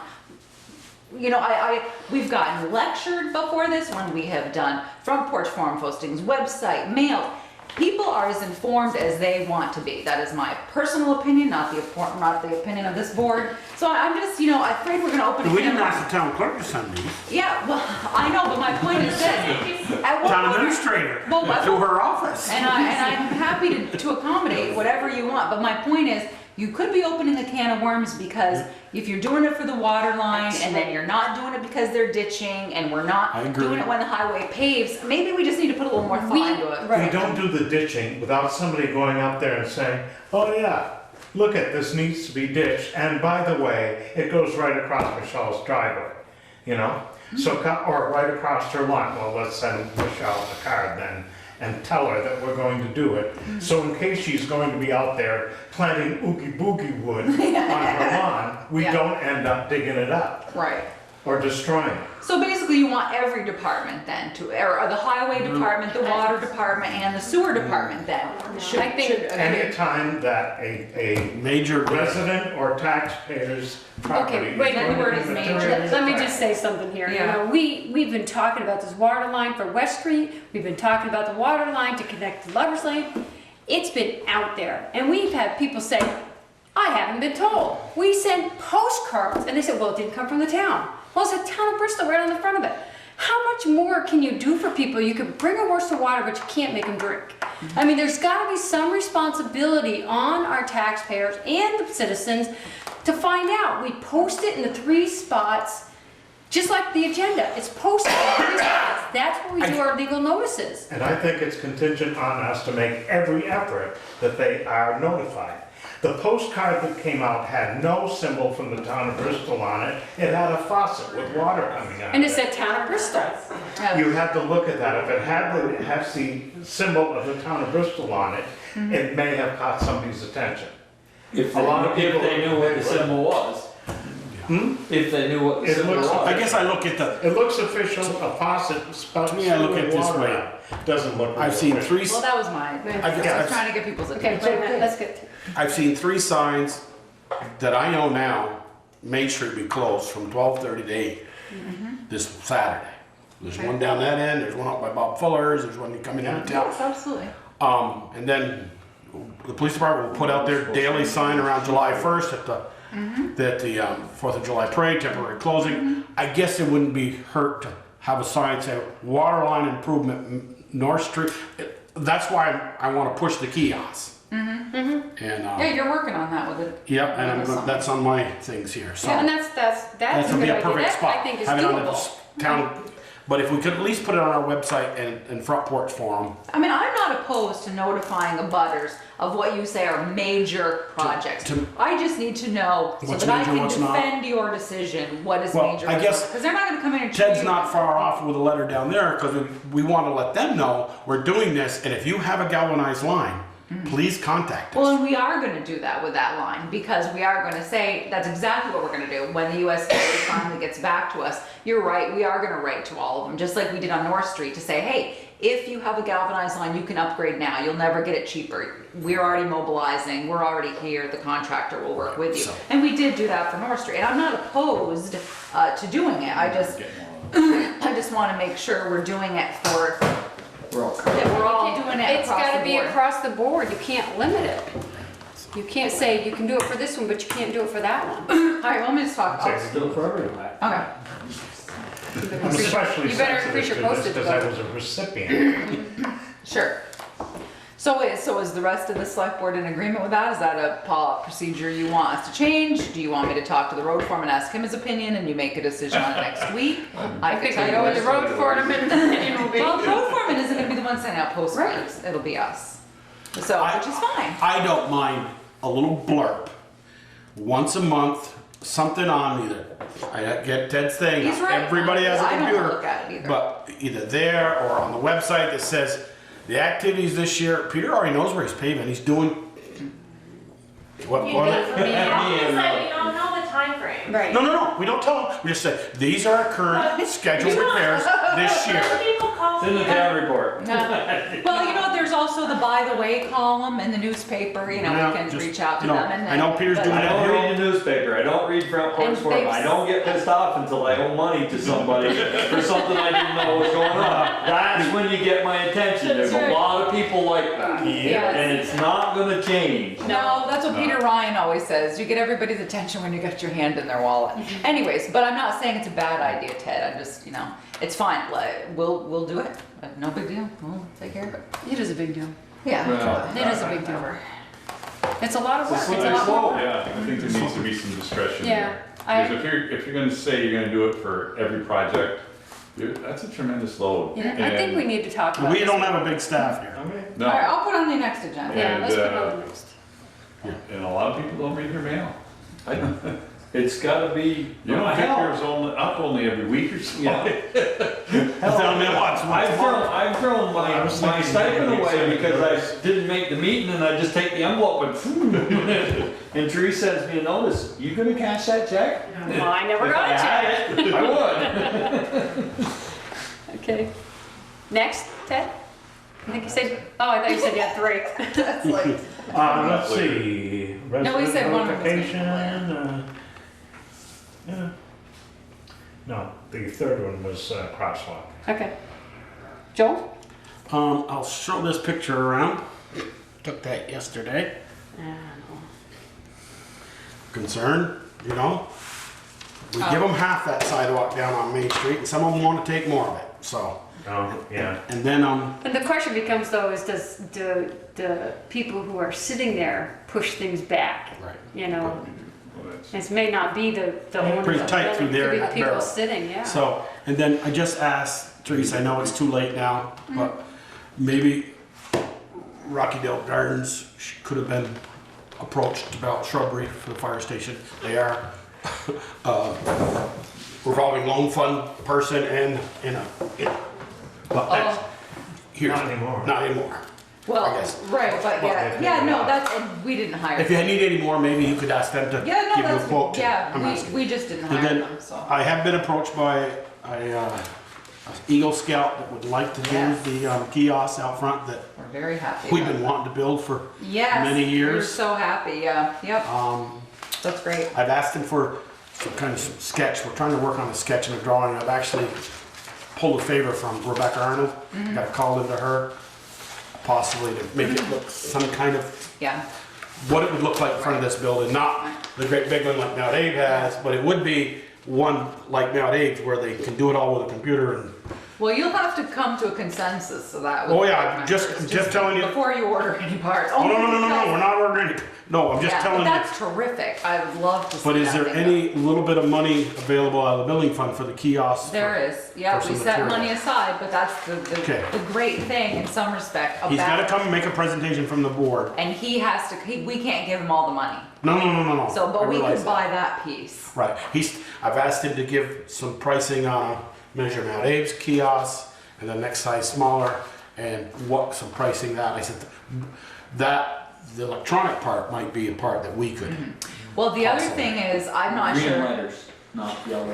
I am not sure if this is true or not, but I heard from somebody from the downtown that Mount Abe sign is illegal and that we actually cannot put an electronic sign in front of this building. So I don't know if it, Why do they say it's illegal? because it's distracted driving or something. No, So there's a time limit of how much time it has to stay on. Though I knew that, I was like, Yes, I don't there's know a what time they're limit. talking about. It's not illegal, there's a time limit, it has to, it's not supposed to Well, jump I was from thinking, I'm saying like, to how saying to can saying, people it do has that? to be there for so many seconds. Because that's what I was gonna say, the person should look into that, because if you're gonna go to electronic, they're gonna need to know that, and you have to decide how many And the lines. electronics people know that, the person who that's put good. that up will have that information. All right, well, that's good. We're because I just in heard the that. planning stages right now. so- Yeah, no, but that's terrific. Right in front of the, Right in front of Jen's window. That's right. yeah. Not big. Because if you look in Jen's office, there's a square lot. Can we put it right, Big bang. It'd be facing, no. can we it'd put be it right for facing the light so that they World War can't II. cut the corners anymore? Monument used to sit in the old days. There's no really, It's gonna just. And you haven't face- decided if it's one side. here's the or two building, sides. and it's gonna face, right here, looking that way. Oh, so Okay, it's just one one side, way, okay. like- One-sided. It can't be two-sided. We looked No, and that's measured good. it. No, it's fine. I wasn't sure. I just didn't know. One But yeah. side works while you're stopped, you'll be able to see it, while you're stopped on North Street, you'll be able to see You it. stop Well, over that's there. good, then, yeah. You won't see it when you're coming up from South Street. Well, that's no, because I had just heard it from a downtown person. I was like, what? I had never heard. That was a rule I'd never And heard. that's all I had, those three. Okay, I'm looking at the revolving loan fund, has somebody discussed this one that hasn't been paid since? Right, yeah, Jen is working on it. We send letters One since on it. April? And they generally send a letter and then they pay every 3 months and then but they've gotten a little further back and, okay, I'm sure Jen will be sending a letter Okay. to, she sends letters if people are late, so, And my other question, 64 seconds, did they ever find the water line for the cemetery? Did you find they it? didn't look for it. I thought that was on their list to do. Yep. So, that's a bummer. Well, Lance knows where it is, the line to the cemetery, but it has several leaks in it, and Right. at this point, our feeling is it's going to be easier to put a tank in. But we've had plenty of rain, they haven't asked for one yet, so, but no, they didn't do it. Because that's the balance. All right, that's it. Okay, town administrator's report.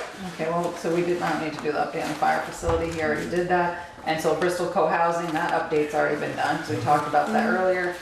Creamy Stand Crosswalk, I met with road foreman Peter Bouvier and assistant road foreman Eric Coda over there. And I need to call Tom Wallace tomorrow. We came up with a cost of about $730, that doesn't include excavating. And we found that we figured out where we could come off from closer to Maple Street, would dump somebody off like right next to his first parking spot between Ross Brown's place and his. There's a swale there that's this deep, you know? Well, we went over and looked, and I met with them, and coming off from, coming off on the north side of it, yes, you're right, it's just gonna take some fill. I went over and, you're gonna be erasing the swale right in front of the catch basin. No, well, they're not where we met, where we're racing this, where that swale would be is, but what Peter is saying is, I mean, they can always, you can put a pipe in there so water could flow under, and then they could cross the street right there, and then we could pour, like 2 pads over there. So it'd be 2 truncated domes on each side. So we were estimating a cost about 2 that'd be yards or tons of concrete, yards, and then yards of concrete, and then 4 truncated domes, would be about $730, not including excavating, and Peter said if he did that work, he would obviously paint and maintain the crosswalk. And that may be a good compromise for Because I looked at For it this Tom. month, and Tom showed up. And so we kind of looked, hey, wait a minute, what if the crosswalk goes to the other side, the west side? near Lucia's. There is already 4 stakes in the ground with some warning tape around it in that area, and come across to where Tom's dumpsters are now. Just move the dumpsters back.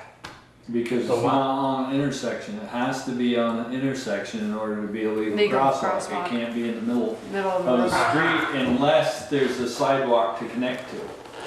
And there's not. Like at the church, at St. Ambrose, there's a sidewalk on the other side to connect to. I almost think that there's a little chunk of sidewalk on the north side. On the south side, it's a parking lot. I don't know if Peaker's dug over there enough. Yeah, It's flat. there's sidewalk on the north side, but there's nothing on the south side. Why don't we wait? There is no sidewalk on the south side. No. Put a pad there. That's what I'm saying. Well, that's what they're gonna do on the other end. But it comes off of an intersection. intersection. So it's a legal Well, if that's crosswalk. gonna work, fine. So I will speak to Tom about that. At the same time, Ted and Diane Cushman had come to me about the bicycle and pedestrian program. It's just not, for $730 plus excavating, it's just not worth writing the grant. I mean, it's a process. It's all rated in sections, and so it's because that was what I had said, was let me look at it, but it's too small of a project to write for that. And for $730, not including excavation, it's just not worth it. What about if we were to connect the sidewalk back to Page and Campbell? Don't do that. We had talked about Well, what that. if, yeah, I mean, you know. You gotta put a crosswalk where people are gonna use it. I don't think they come down Maple or come down North Street from Main Street area and go all the way past the mobile and cross. No, they're gonna That cross would be the at foot. an intersection though. Huh? If it was put up by Page and Campbell, that would. No, that's where the sidewalk ends now. Yeah, I know. So you continue this if you were gonna apply for the grant, you continue the sidewalk all the way down there and you connect, so you could go on either the north or the south side of Main Street. Only problem is that grant's due July 15th, so. Just a suggestion. No, we could do it next year. I'm just saying you can't make it and it doesn't, not for this year, and doesn't solve your cream stand problem for this year. Yeah, and there's gonna be a bunch of aggravated, angry parents here next meeting if we don't decide to do something. All right, well, why don't Have a I? bake sale and come up with the money. Okay. Or they need to go into the creamy stand when Tom's there and see Tom about giving up a couple of parking spots. Well, why don't I reach out to Tom? I got this number and from Peter on Thursday when we met there. So let me get a hold of Tom tomorrow. He was open, but I already spoke to Tom once, and he said, "All right, Teresa, just give me a price and see what it is." So let me give Tom a call tomorrow, and hopefully we'll be able to move forward and we'll agree to issue a permit, work in the right of way, and we'll be good. Yeah. Ross Brown was hopping right up and down mad, taking his granddaughter around, showing her how the controls worked at the intersection, showing her where she can cross the street and where she can't, and then was gonna take her up to the creamy stand for an ice cream. Guess what? No crosswalk. Very angry. Well, he's next door. Maybe he'll donate some property to the cause and let him put it on his property. So we'll find out, because we have to see what the property line is between the cream stand and that. But anyway, so Tom was very open to it, and so we'll get back to him and let him know. Yeah, you're real open to it right now. Yeah. Anyways, we put the bandstand work back out to bid, just so you know that. You got the other names I gave you, right? I had emailed you a couple of names. Yes, I did. Thank you for that. Also, Joel, to address your issue, I talked to the road foreman about the gate. It's pretty much same answer as last time, which was no. Locks freeze. The current gate is bent. He's concerned that if we put a gate up there, that there's not going to be any access to the community sand pile. He said it cost over $2,000 to have an aluminum gate fabricated, but he had one out at the state garage, and he said they actually had to keep a blowtorch hanging on a thing so that they could thaw the gate. I was thinking more in the summer months. And- So they come winter, Well, and his other they'll lock concern it, was they'll lock it that or something. but- was that some people park there to go watch the games, and when he has people walking. So you know, we certainly can, instruct him. Hit him out of the chat. You can fight that one. Yeah. He can block Julie's phone. I also spoke to him. I'm working on his grant. I also spoke to him about he's getting us a price on the quote-unquote doghouse for the no turn red. He said, my opinion is it's gonna be probably pricey, I'll get you a number. Now what? Doghouse? It's called the doghouse, the no right on red, that's what that thing is called, the doghouse. Oh. I don't know why. Your brother might know, but. Because you're in the doghouse. I guess so, but he said, he said for $100 or $150, you could get no right on red signs and just put a sign there instead of the light. But I said, well, why don't we wait and get. No, because the idea is we need to be able to turn right on Yes. red. Mhm. The only time we don't want them turning right on Somebody's red is pushed the when crosswalk. When the crosswalk sign is So he just said, it was just his idea if you want him to stop all the time, and he said, No. but he's going to get, poke, as he says, poke the guy again to get a price out of him, so he's still working on it. The other thing is, we have this Addison County Regional Planning Commission Transportation Planning Study request form, and I spoke to the road foreman, and Peter, and I talked about the erosion across from Martin's Hardware, and you guys have seen it on your trip. They actually did a Middlebury Creek Road erosion stability study, so I'm gonna fill this out and see if they'll set aside money. Maybe they That's why will the Creek pay Road is to get us closed. a plan. That's why the Creek Road is. Oh, it could be, but at least they may do a study to get us a plan on how to stabilize that bank. And it wouldn't cost us anything because it doesn't for construction, but we'd get a free, if we were chosen, we'd get a free planning study, Yeah. which would be sweet, They so. won't choose us, that's too hard for the people to climb up and down the bank to survey it. So, I'm gonna do that. The other thing is, I think I need to speak to the contractor who, I don't know how to do, who was rolling our road. I don't know who rolled our road, the town road next to the fire station. Linda Nelson's property sustained some damage. God bless Linda Nelson because she's funnier than a crutch, and she came in. She came in. When the fire department burned down the old memorial building, some embers got away and then burned holes in her little tent garage, and she was good about that. And now, what happened apparently when that road was being rolled, she said my house was shaking. I thought windows were gonna pop out, and it had cracked some plaster, and so she had some kind of coming off her ceiling, which she'd already had done. So I'm trying to, I taught her today, as always, she's super good natured. I'm like, all right, we'll take care of it. So I don't think it's our insurance. I first thought it was gonna be us, but I think I would be looking for the contractor who. We don't own it. We don't own the fire station. Go to the builder. Yeah, I'm gonna talk to him, but then somebody, and Let him because find there'd out be a with his contractor. subcontractor. Are you talking about rolling it, you mean when they put the pavement Before down? they put the Before they pavement put the down, pavement- they regraded and they Well, we rolled it. regraded. No, and then they regraded. Well, I knew they were gonna do some touch-up grading. They regraded everything because you didn't have a it was crown in graded it. flat and they wanted a crown in it so that you only had 2.5 inches of pavement instead of 5 in the center. So anyway, they regraded it and then they used my roller to roll it. Alright, well, we have a meeting. It's still their insurance? Okay, so we have a meeting on Wednesday, so I'll talk to. Wasn't me though, it was Du Bois. So, Linda she was super good natured about it, but obviously I told her, I said, boy, she's still excited about the fire station coming despite the twofer that we've, so she's been good. So anyways, I think that's it. Okay. Is the sign up yet? No, I gave that, no, Peter Bouvier will put that up. He had some problems with his excavator. It's pretty bony over there to dig, but he will. Oh, the other thing. 3 of them sitting out back next week. The other He knows he can use them. He'll, he's gonna put it in his schedule, he'll take care of it. But the other thing is, I should give to you, Kevin gave this to me a while ago, I was remiss in not passing it around. Officer traffic stops, I don't know who wants to borrow it first, but if you would like to, it's a DVD, you can view some of your officer stops. He went through and pulled random stops, just so you can view them. It's a good thing, I will say, I've looked at several, over the last couple years, and it is nice to see how, you know, when they respond to people, it gives you a little bit more information and it helps you, you know, see, I don't know if, you want to start with you, Ted, if once you look at it, then you just throw it in somebody else's mailbox and everybody can kind of take a peek. I thought it was Not nice. mailboxes down the street. I thought it was Send me a nice. postcard, remind me. It was nice of the chief to do that for everybody, so. Looks That's like, it for you? so you have executive session? Yes, we need to go into executive session to negotiate the lease sale with Stony Hill, so if somebody can make that motion.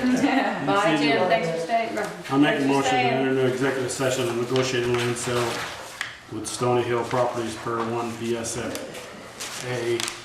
section 313-A-2. Somebody want a second? Second. All those in favor? Dang. I said in favor, not Oh, opposed. aye. Any opposed? We are in executive session. Okay, can I go?